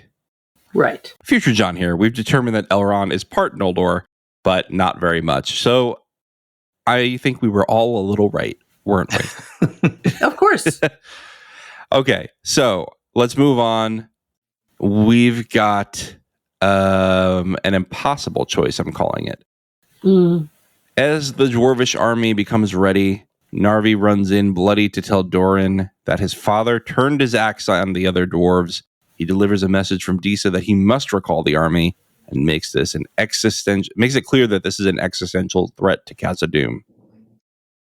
And I don't get that at all. I don't understand it at all. Why does the entire army have to be recalled because the king is attacking some? I'm guessing there are loyalist dwarves too. I'm guessing there are factions. Well, then they should say that. They should say that. Because that has not been clear to me at all. I mean, we saw Narvi and all of his people go right over to Prince Durin. So where are these, king-supporting dwarves that I haven't heard anything from? I wonder if this is a deception from Sauron. I'm kind of leaning towards this is just Sauron sending over a shadow Narvi to talk to Durin. I hope that's not true because that's really overstepping in my eyes. There is at the end of the scene, Anatar is superimposed, they crossfade over Narvi in a way that makes me think that John has got his finger on something here, that this is a Sauron manipulation. Because he has been to Khazad-dûm, right? Yeah, he has, but I thought that was just to, see if he could get the Mithril, and if he couldn't, to make sure that the Balrog was... Was Narvi there at that scene? Was it Narvi who came to get Durin to bring him?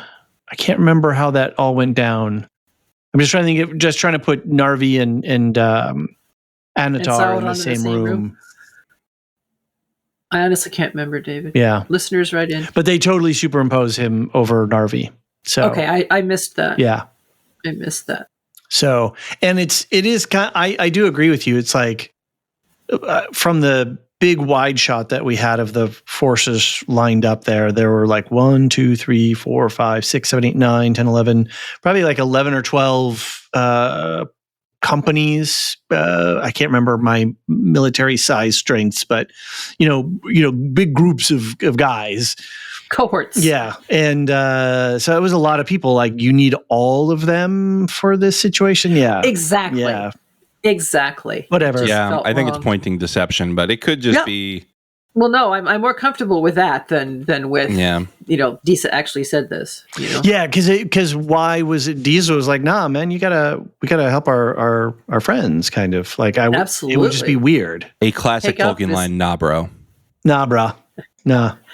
Take out this dude that has caused our kingdom all this. Sauron the Stoneheart. Of course, we want to be going after this person thingy west. Right. Yeah. I mean, I am of the opinion that Durin will very quickly handle the dad situation, and then he will be a little late to Elrond's battle. I don't think he's going to not show up. Where's Frodo's quote? Keep your secrets then. Yeah, where's your little... All right, then. Keep your secrets. There it is. There you go. He hasn't shown up today. We've been very good with spoilers. We have. Yes, we have. But this one's a wonderful. I can't wait till you guys see it. All right. Anyway, Sauron's gaslighting. Yes. Absolutely ghastly. And I say the pun intentionally. Yep. But before that, let's take a quick break.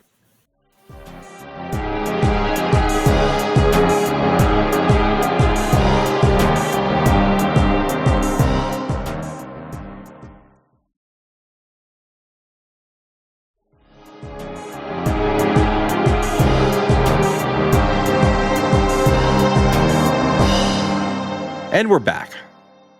The next one is all about Anatar. Celebrimbor pretends to work on the rings while Sauron tries to bond by complaining about his treatment under Morgoth. He highlights the difference between the Sauron method and the Morgoth method, where Sauron seeks to heal what Morgoth destroyed. When Sauron calls Celebrimbor the author of his own torment, Celebrimbor says the great deceiver can even deceive himself. This was some pretty hardcore gaslighting, man. Yeah. Well, it's Look what you made me do. Line of an abuser. It's a classic line of the abuser, and the number of people who have suffered under this from abusive partners is just pretty horrific. Yeah, look what you made me do energy. Yeah. You forced me to torment you. I am a victim of your obstinance, and you are the true author of your torment. Wow. But at least at this point, Celebrimbor no longer believes it, because he replies, as John just read, truly, you are the great deceiver. You can even deceive yourself. Yes. Right. He hits back with that line. Yeah. He can see, the sort of the scales have fallen from his eyes, as it were. Mm-hmm. Somebody should do a cut of I can see clearly now the rain is gone. Before coming out to see his ruined city. No, it's too awful. But then they really do illuminate how twisted Sauron is, because he says, do you know what it is to be tortured at the hands of a god? Yeah. And that, this whole pain and reward, a game, like the whole, the physical and psychological torture and torment that he suffered under Morgoth. But let us say that Celebrimbor can pretty much answer, well, yeah. Right. But you also maybe see a minor god, but still a god. Right. That's part of Sauron's inferiority complex, though, right? Like, he is a minor god, and he can't change that. Mm-hmm. Right. Yeah. And so, do you know what it's like to be tortured by a god? It's like, dude, you are a god. Yep. Right now. Yep. Been there, done that. Would be really happy to give away the t-shirt and the jewelry collection. But not to you. So what's the deal? The rings... Sorry, John, were you going to say something else? I just wanted to say I really love that they highlight the difference between Morgoth and Sauron, because this is a really interesting thing in Tolkien that I don't think gets talked about enough, is the variety of his villains. Tolkien always gets talked about in this it's just good versus evil. No, it's not really just good versus evil. It's different worldviews of evil competing against different worldviews of good, right? The peoples of Middle-earth kind of unite on a miracle. They don't unite because they all agree on everything. They unite because they chose to believe that the other threat was bigger. Anyway, I just like it a lot. Yeah. That's all I wanted to say. David, what were you going to say? Well, I was just wondering why the rings were not hot to the touch after he tried to Don't you melt remember? them. Well, they were a little bit. He did try to, and yeah, but he touched them and they cooled, and it was the same with the One Ring, right? Yeah. That's what I'm saying. Is like is Gandalf's like, you know, you can touch it. It's cool. Yeah. yeah. Is that the mithril, I guess? Well, there is no Or mithril in Sauron's these, supposedly. blood. Oh, that's true. Yeah. Oh, it's Sauron's blood. Oh. Maybe that's why, right? Maybe wasn't he made... wasn't he a fire Maya? He was. Yes, he was. Okay, I mean, he is. And of course, again, this is showrunner lore and not canon lore. Yeah. Yes, Sauron put part of his essence in the One Ring, but I don't necessarily know that meant biological essence. Yeah, and also in the One Ring, I got the sense that one of the reasons that it wasn't hot, it wasn't affected by fire at all, was because it was forged in something so hot exactly that nothing John. could come close to what it was forged in. Exactly, and that was the takeaway that I had with this experience, was that just the method of their forging. Break out the jazz hands. So Feanor compare his furnace to this little fire that he was dropping them into. I mean, just even in that scale, it's kind of silly. But he's desperate. He's in terrible pain, and he's not thinking all that clearly. So Celebrimbor really does create something then Sauron is able to use to forge the One Ring. Okay, so connectivity. All right, I like it. It works. I think it works. All right. Yeah. Are we going to skip the thumb? That's next. That's not yet. Oh, did I get ahead? Okay, my notes are. That's the next one, but I will move on to it now. Okay. Celebrimbor's farewell is next, and I am not saying he died here. He clearly did not die here. I'm just mean farewell to Galadriel. He might wish that he had. Right. Celebrimbor tries to destroy the rings by fire to no avail. He then tries to escape his bonds, but cannot break them. He decides to cut off his thumb to get free. He goes outside and is knocked out by a blast. The elves try to return Celebrimbor to his chambers under the order of Sauron/Anatar, the Lord of Eregion. Ooh. But Galadriel arrives and saves him from his fate, setting the record straight. Celebrimbor admits he was deceived and insists Galadriel take the rings out of the city while Celebrimbor stalls. The idea that the showrunners were willing to show somebody cutting off their thumb, that's pretty wild, right? We've been dealing with some very airy-fairy stuff, and then this is like, okay, we had a pyroclastic flow where somebody got blind. Okay, right. This is radically different, and for them to do it really shocked me. And actually, I kind of got a little bit more respect for them. For them willing to do this. Well, I think it's preparation for the final episode. Okay, it's going to get worse. Okay, all right. Well, good. That's good television, right? Because they're prepping us.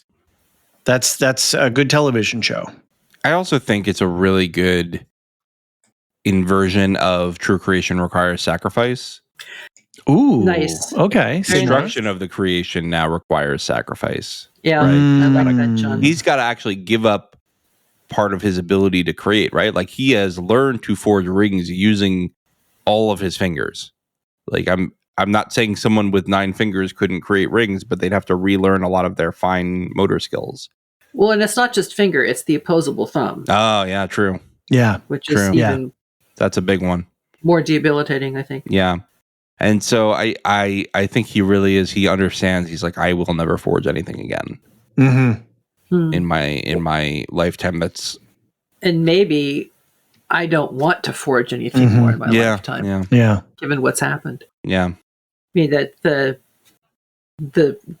that meeting between Celebrimbor and Galadriel I found particularly moving when he says, I blinded myself to what he was doing, and Galadriel says, so did I. Right. Mm-hmm. Right. And I was reminded of how in one version of the lore, Celebrimbor actually had romantic feelings for Galadriel, but Galadriel was already married to Celeborn. And the creation of Rings was partly influenced by that, because she said to him, I long for flowers that do not die. And so he made the gem that Aragorn will eventually wear, the green stone. But then he gets this idea of rings that will preserve. And this was all, according to this version of Galadriel's many-versioned story, this was all part of the impetus for it. I like it a lot. And you're right, Marilyn. There is a version where Celebrimbor is in love with Galadriel in the books, and I'm glad. If they were going to make this big age difference, which doesn't really make sense, but again, trivia, when people are born and whatnot, I think it's good that they didn't go down that direction. But they did do a really good job showing that these are still people who have a love for each other. Yes. And I think part of why they decided to have the older actor, aside from the fabulous, fabulous chops that Charles Edwards has, is because they wanted to show him aging. There's that one scene where he looks at his face in the mirror and is appalled by what he sees because he's so haggard. Well, elves don't get haggard, right? I mean, that's just not part of their DNA. But they do get sweet beards like Círdan. Yes, they do. Some of them. Yeah, it was interesting. Some of the online discourse there of the more what do I want to say? People who want to detract just to detract are just trying to poke holes in everything. Right. And again, I just go to the Shippey test. Did this tell the story? Celebrimbor is a master, and in our culture in this day and age, to see a young kid being a master craftsman, it would be weird. And so it's fine that he's a little bit older, and it plays into what we want to see on screen. It's fine. I don't know, but people are going to use whatever they can use to, whatever gets up their nose. Yeah, exactly. And I just can't picture. Well, I should say this because I don't know, but how many young actors could you find who could possibly carry the weight? Yeah, the gravitas that we're seeing in this performance. So she says to him, does she say it or does he? I can't remember. Who says Namarie? Ooh, I'm not sure. That's a good question. Either of them said Namarie. Somebody said something. Yeah, no, they did. They did. Yeah. Oh no, it was Celebrimbor. Okay. It was Celebrimbor. So because she's trying to convince him to come away with her, and he says, "No, I'm going to stay here, do what I can to stall." Right. And then he gives the whole message about the light, and that the light is It is not strength that overcomes the darkness, it is light. Right. That might have gone on a little too long, but it's a stretch. He earned it. So when I did a quick internet search for Namarie, I wanted to double check. I was under the impression that it means go towards the light.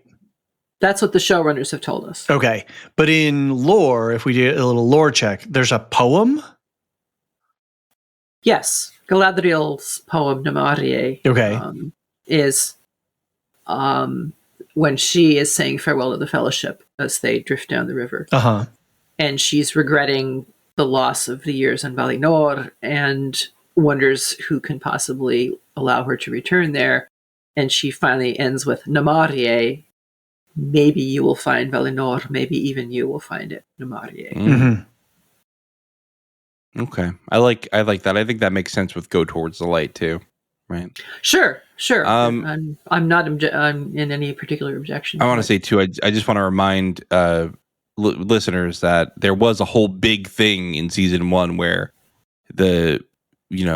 Elrond was like, "Oh, we elves don't say goodbye," and we say, and then Durin tearfully interrupts him with Namarie.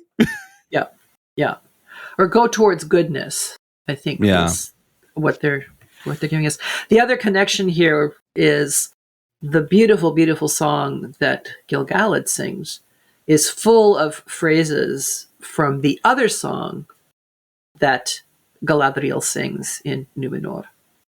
I sang of leaves and leaves there were, leaves of gold there fell, and so forth. And there's there again that mourning for the fact that the spring and summer are of Lorien are gone and the winter is coming and so on. So Galadriel's lament in Lorien.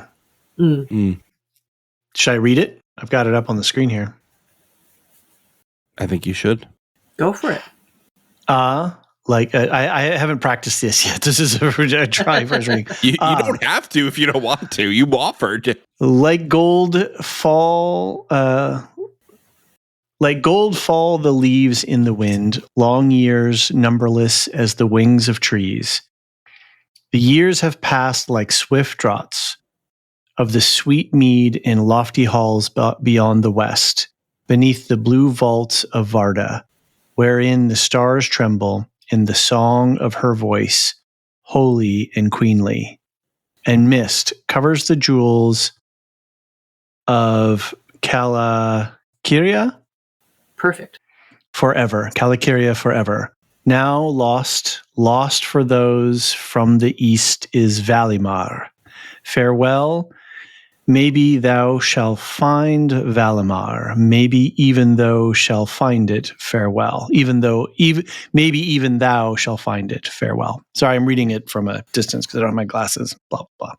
Sure. Anyway. So Valimar is the name of the city in Valinor where the Valar live. Got it. Okay.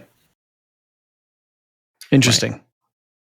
Cool. And just like we are in Austin Edel, we are not in Eregion, but the show just calls it Eregion, so I'm not going to confuse everybody with specifics, let's say. So she's got the 9 now. She's got the 9. We'll see what happens. I'm going to say, based on the existence of the Lord of the Rings, that she's not going to keep the 9. But I think that's certainly not. I'm not going to give you anything on that bet. All right, then keep your secrets. All right, the next scene I'm calling "Send in the Troll." This scene I'm combining with the next battle scene. The elves begin to succeed in their push against the orcs, but Adar defies his subordinates and clears a path for Damrod the Troll. The elves overpower the troll with Arondir landing the killing blow. Gil-galad kind of rides around like a proud dad as more orcs arrive. Now, see, to me, Gil-galad being there when his troops are telling him the High King should not be here, and he says, where else should a king be but with his people in their time of need? I don't know, maybe out of like direct fire line at the highest point in the army. I don't know. I don't think that it's great war tactics, actually. And I think that it's definitely a circle of light moment. Where else should a king be when his people are in danger? He knows he's going to be the prime target, and yet there he is. Yeah, on a battlefield, I've learned this by listening to Anthony on the House of Dragon stuff, right? Because he has a lot of medievalists on, and they talk about some of these things. If you showed up on a medieval battlefield in a horse with armor, you would have the eye of every single enemy combatant around. They would come for you, not to kill you. No. To take you hostage, because you are worth a lot of money. Yes, you are. And then doesn't matter. You just show up on a horse on a battlefield. You're going to draw fire. And if you had a big ass helmet like Gil does, you're going to really attract attention. So yeah. Well, but if it's like kind of a last stand, and I kind of had to reframe my own thinking of this when they formed a rank, and that was it. That was the last of the army that we saw Elrond ride up with. That was it. That was it. And again, we're going to talk about this, I hope, in the Lorecast. But you see, contrast this behavior of Gil-galad with the behavior of King Henry IV, who had 3 or 4 of his soldiers dress up in the royal surcoat and have a fake crown on their heads, riding around the Battle of Shrewsbury, so that they could not identify the real Henry IV. Okay. And, contemplate that behavior for a while. Smart. And the shamelessness of Padme Amidala. How dare she? There you go. How dare she? No wonder Annie didn't like sand. And I also was reminded very much in this moment when he said, where else should a king be when his people are in danger? I was reminded of Aragorn saying, I have no other help to send, therefore I will go myself. That's Fair good enough. stuff. And we already know that he had no more help to send because he actually said to Elrond in a previous scene, in a previous episode, we don't have anybody to send to Eregion. Obviously, that was an exaggeration. They managed to beat up a few soldiers in the bushes somewhere and say, okay, let's go. But, as we said before, the bulk of the professional troops presumably are somewhere between Lindon and Mordor at this point. So who else does he have to send? No one but himself. Can we pour one out for Damrod? No. No. I'd rather not. Not really. I don't have. There's not enough grog in the world. Not enough. I like that. It took 4 elves to take him down. So I thought this was all great. I was like, cool. It's like we took a medieval battle, right? Horses and swords and bows and arrows. And I ended up going down a rabbit hole of like, what would happen if you really were shot by like an English longbow style bow and things like that. And not a whole lot afterwards. There's a lot of interesting stuff. Anyway, because they're dropping them like they're shooting him with a rifle or something, and anyway, whatever. I just thought that when we got Damrod, it just took everything up to this next level. I thought the CG was great. I thought he looked great with his hair. Like, we've never seen a troll with hair like that. He looked like some guys I knew in high school. And say no names. Yeah, dude. no names. They might be listening. And then when he gets punched in the stomach by the siege engine thing, all of that, like it worked across the board, and it just made me very happy to have some fun fantasy, fight scene. So I was pretty cool. Yeah, I'm glad this spoke to you, David, very well. I enjoyed it too, but I don't think I enjoyed it quite as much as you did. So it's nice. It's nice to get that secondhand excitement. When he came out, I was like, "Ooh, is this gonna?" I like how is this gonna go down? And I was like, "Oh no, it worked." And they just did it all in one long scene, and they just took care of it and didn't sort of splice it up. It had a compelling mini arc to it, and then it served the characters to, with Arondir, at least he didn't ride a shield down the steps, but, please. Do we have to? And then, Gil and, I like to just call him Gil, we're buddies like that, with Gil Galad and Elrond and Arondir all teaming up. It was great. I really enjoyed it. Oh, and we missed the arrow scene because the arrow scene was before this, John. Right. I still haven't figured out which arrow. I didn't write it in because, again, when I was doing the recap, I was like, that doesn't matter. It didn't matter. I forget her name. She was with Elrond's little special forces unit. Yeah, she wasn't important enough to get a show. Okay, so when they fought the Ringwraiths, and so she goes down like Boromir. Okay, yeah, with multiple arrows, which didn't make sense to me because how did all of those orc archers target her from those multiple directions, whatever? And it was this big glory death moment scene for her. And what does she do? She lands the arrow in the bucket of pitch that causes the siege engine thing to blow up. She finally manages to blow up the final siege engine. Yeah. Which he still used, Damrod still uses, which I liked. The fact that then he just uses it physically and just rams it himself. So, and I couldn't find anything online about that style of siege engine, so I think they made that up wholesale. It wasn't anything I'd ever heard of before. Not that I'm a expert on medieval battle. I know some medieval stuff, but battle was not anything I was specializing in. They called it a Ravager, but that doesn't... Ravager. I was trying to remember the name. Yeah. That's not a name I've ever heard mentioned in any kind of... Yeah. We should go to the Unmitigated Pedant website because he specializes in medieval battle tactics and machinery and compares it with things in Lord of the Rings and other films. Okay. So all right. it might be in there somewhere if he's covering Rings of Power. I don't know if he is. Right. Well, yeah. So she gets shot a whole bunch and she has this whole writhing scene where she's being hit by arrows. And then she stands up and then launches the one final arrow that blows up. Okay. So that's the arrow you were talking about. Yeah. So that whole scene was just like, wah, wah, just sort of it. But it was very Boromir-like, right, where he's getting shot by multiple arrows. My captain. Yes. Again. Maybe we need to talk about her tomorrow or whenever we record. Well, she does show courage, right, in these final moments. Exactly. In fact, there's a couple lines of poetry that I won't spoil here, but that remind me of exactly that. Sounds good. Sauron's under arrest, everyone. Celebrimbor brings his guards to arrest Sauron, who reveals he has them under his control as well and gets them to kill each other. He again demands the 9 rings. This was in the trailers like all the time. This is, I think, one of the latest things they put in the trailers. And I loved it. I loved what they did with it. I thought it was a baller move that Sauron was like, you can think that you have control of yourselves, but I'm too far in your head. Mm-hmm. Yeah, it was absolutely ghastly, and it was a brilliant way to demonstrate just how far in he had gotten. I think it's something that often gets lost is that this guy still is a god, right? Like he just has godlike powers, and these are all ants to him. Which then you kind of trip over when he's limited by things like Celebrimbor knows some skill that he doesn't, but whatever.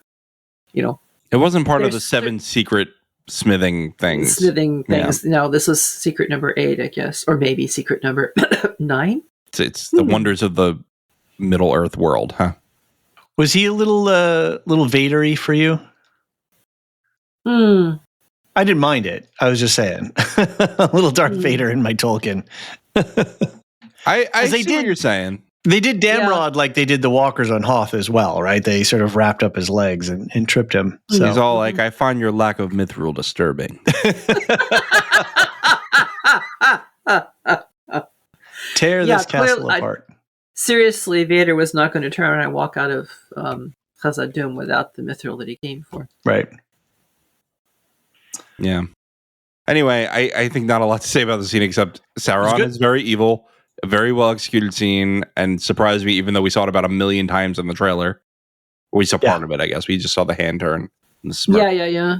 Well, we did also see the guards. Yeah, but not what they would do. Right. All right, so the last scene... It's the context. We all exist in the context, Marilyn. Don't let the coconuts hit you in the head as you're... We all exist in the context. All right, the last scene here, a sunrise. As the sun rises, Elrond announces that the dwarves are coming. Elrond Revere. The elves look north, but Boromir returns wounded, telling Elrond that the dwarves are not coming and the gates of Khazad-dûm are shut. Elrond holds the dying Boromir as the elves fight the orcs. Arondir tries to kill Adar, but is unsuccessful and seriously wounded, and the orcs breach the walls of Eregion. Elrond enters the battle and loses Nenya to Adar. I love Elrond's look. He's just like, damn. He's like, and it was in this moment he realized he messed up. Exactly. I really was that stupid. Yep. I was trying to see here. I guess it's around his neck because they hide it really well. Like I never had a hint that he had it. And so they never gave us a hint. They never showed it, and so for him to have it in that moment was like, wow, okay. Well, he kept it in the armor compartment where elves usually store cocaine. Actually, this may actually be an indication of the faultiness of Elrond's approach to the rings. Mm-hmm. Mm-hmm. The reason why he brought it with him on a chain around his neck was because he did not trust anyone else to not use it. Right. Then that was where his blindness really bit him in the butt. Mm-hmm. And of course, we'll have all kinds of exciting whatevers to get it back again. I'm hoping that would be a serious lore break if it didn't happen. But they're certainly leaving us with a lot of how is this going to be healed or solved or whatever. One thing too about this whole sequence and from Damrod all the way through, just the brutality of melee combat in a medieval setting.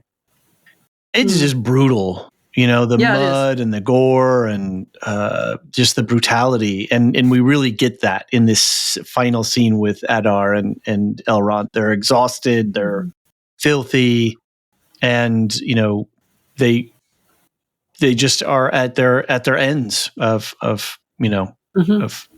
complete inhumanity, I guess you could say. Because they've been fighting for 24 hours, and unfortunately there is nothing inhuman about it. I mean, you can read descriptions of the Anglo-Saxons' shield wall put up against the invading Vikings, and how it's just this crush of bodies to the point where even if you wanted to escape, you couldn't. Right.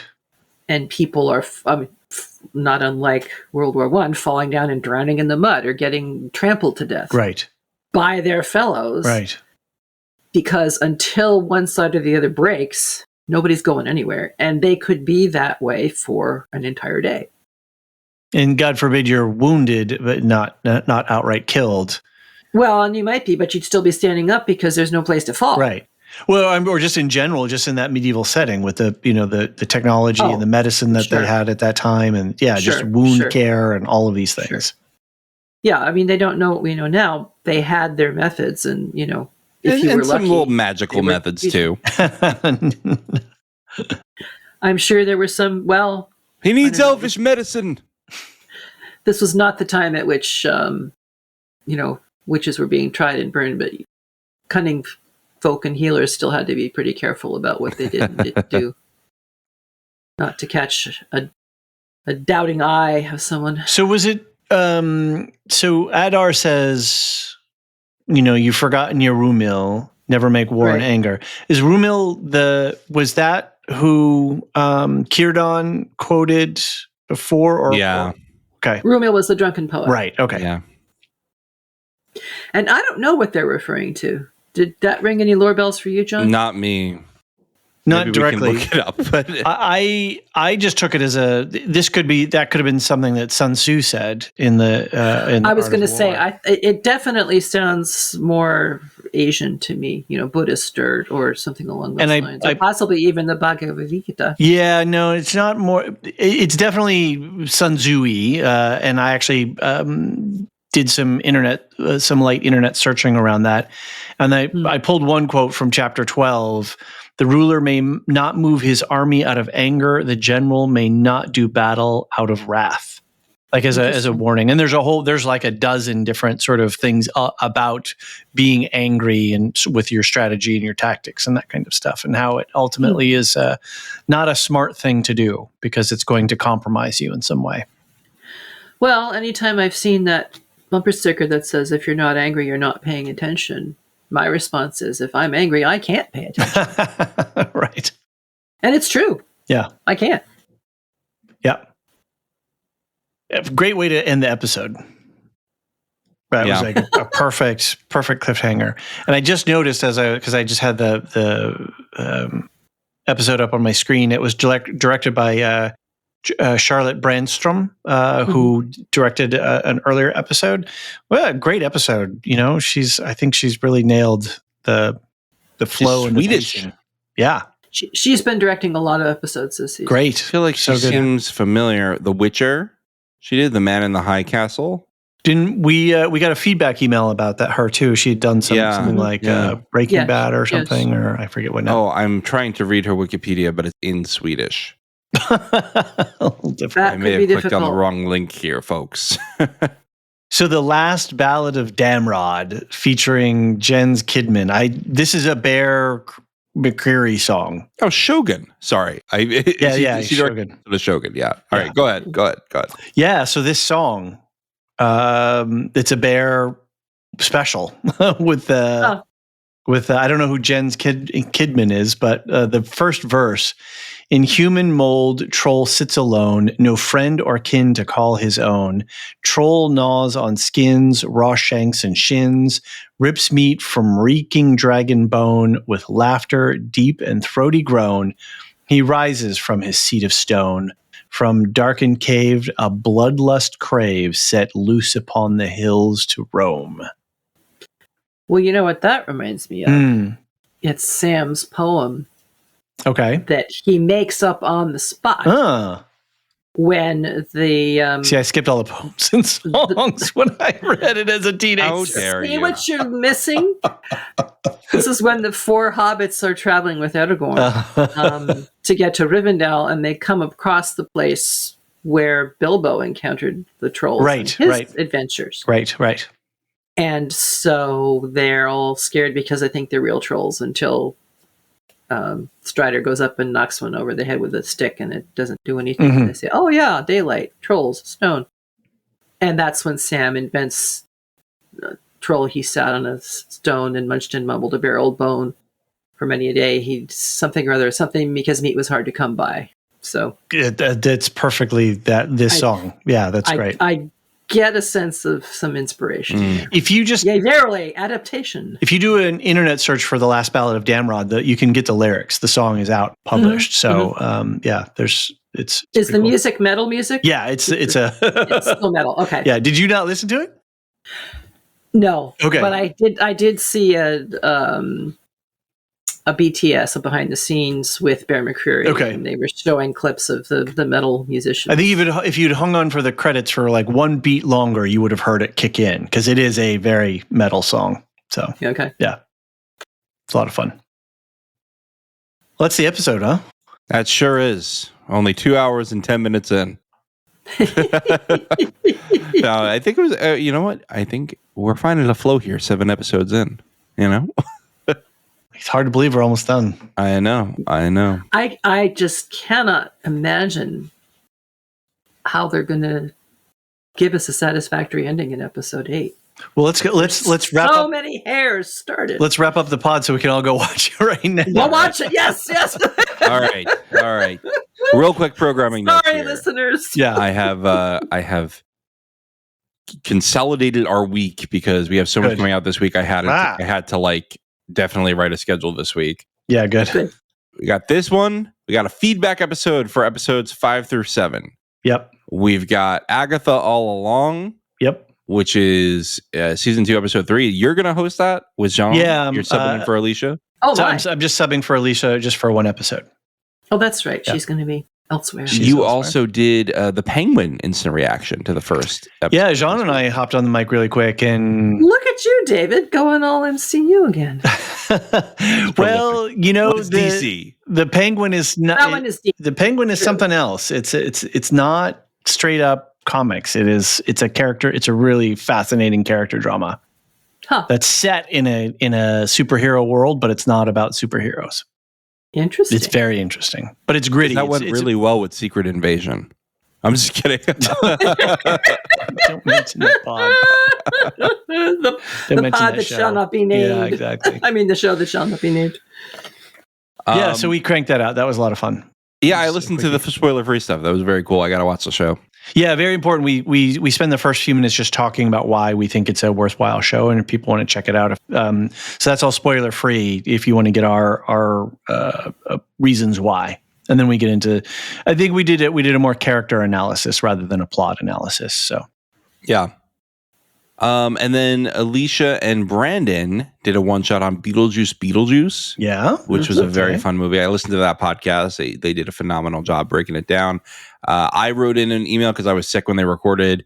Ron, who's another co-host over here, who pops up every now and then, he showed up via voicemail. So we got plenty of feedback. They did a really good job breaking down that movie, the ups, downs, everything in between. And we also have on the Patreon and Supercast, so these are our subscribers.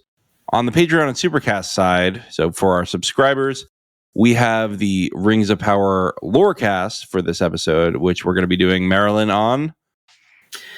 The Circle of Light. And can you give like a quick one sentence what it is? This is, there's a couple of different ways of describing what Tolkien called Northern Courage, taken from Beowulf and other Anglo-Saxon poem called The Battle of Maldon. The notion of courage and what that means and how it manifests. Cool. Okay. Very cool. So we're going to be doing that. and that'll be out on Sunday. Then also on and I wanted to say season pass holders, of course, will get that too. But what the season pass holders won't get, you can get on the recurring subscriptions, is our 11Z's episode on Prey, the 2022 Predator film. It's just, fun hour and a half conversation on this Predator movie, which is actually very good. And it's like a period piece. Yeah, it's great. It's cool stuff. Really surprised. One other thing before I go to affiliates is the three of us are going to be appearing on this joint collaborative effort with Aaron from Lord of the Rings, who you may have heard on Silmarillion Stories, and Danae from Captain's Pod, which is a Star Trek pod. Mm-hmm. We are all, the five of us, going to be talking about the whole season of The Rings of Power for a couple hours, full 2 hours, on October 11th, live from 8 to 10 p.m. Eastern time. This is a paid event. I will say that because it is multiple podcasts. So everyone agreed to, put a paywall on it, a small paywall, mostly to keep people from coming in and being like, dwarves suck. You know what I mean? Like, I don't like the casting. So it's $2 for the early bird and then $3 for general admission. The early bird is by October 1st. So make sure you sign up right away if you want to do it. I'm going to put the link in the show notes, but you can get to it. The link is ringspodcast.com/live. And I will put that in the show notes as well. You can get a ticket now. So that's going to be the five of us, three podcasts, 5 people. I think we're going to donate a portion of profits to a charity that has something to do with Tolkien. I don't know the specific charity yet, but he was suggesting a charity of had something to do with supporting orphans because both Tolkien and his wife Edith were orphans themselves. Right. So I just didn't want to go too specific because I don't know exactly the charity yet. Well, that's true. But we definitely will be donating a portion of profits to charity. So go sign up if you want to be part of that live event. We'll have, a live chat in there. Aaron's hosting it on this cool platform called Crowdcast. That's sort of for live podcasts. So yeah, it's cool. I'm really looking forward to that. It's going to be really interesting. Yeah.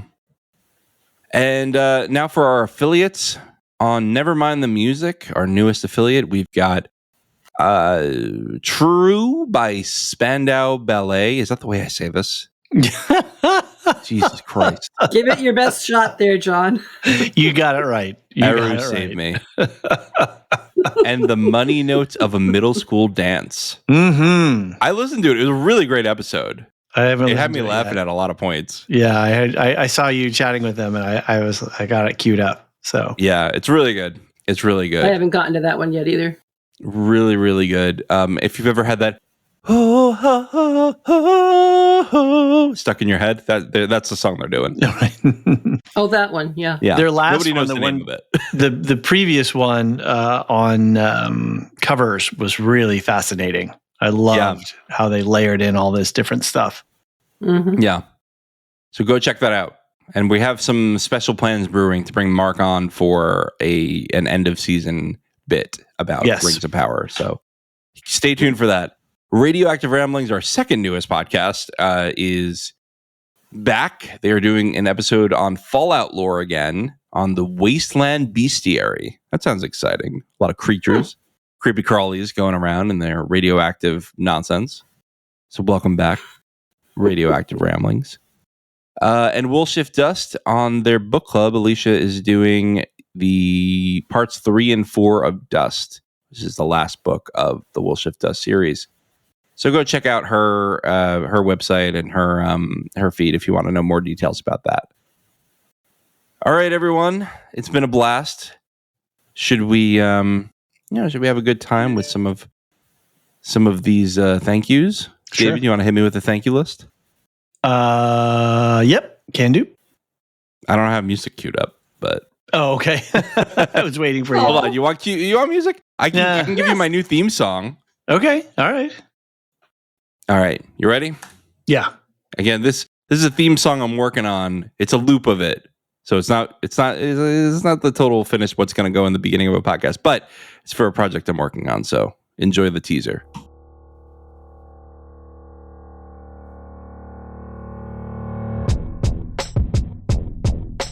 Wow. Interesting project. Discord server boosters. Gnarls, Aaron K, Tiller the Thriller, Dork of the Ninjas, Doof 71, Captain Gingy 56, Athena Adelea, Adrian, Tina Lestu, Nancy M, and Ghost of Perdition. Thank you all so very much for boosting the server and making a better place for our community. Lore Masters, top tier subscribers. They make our world go round. Samartian, Michael G, Michelle E, David W, Brian P, SC, Peter OH, Bettina W, Adam S, Nancy M, Duve 71, Brian 8063, Frederick H, Sarah L, Gareth C, Eric F, Matthew M, Sarah M, DJ Miwa, Andra B, Kwang Yu, Deadeye Jedi Bob, Nathan T, Malix V, Aaron T, Sub-Zero, Aaron K, Dally V, Mothership 61, Gnarls, Kathy W, Lestu, Jeffrey B, Elisa U, Fassi U, Neil F, Ben B, Charlotte M, and Audrian. Thank you all so very much. Thanks to everyone who listens. Thank you. And we will see you on the next. The Lorehounds podcast is produced and published by The Lorehounds. You can send questions and feedback and voicemails at thelorehounds.com/contact. Get early and ad-free access to all Lorehounds podcasts at patreon.com/thelorehounds. Any opinions stated are ours personally and do not reflect the opinion of or belong to any employers or other entities. Thanks for listening.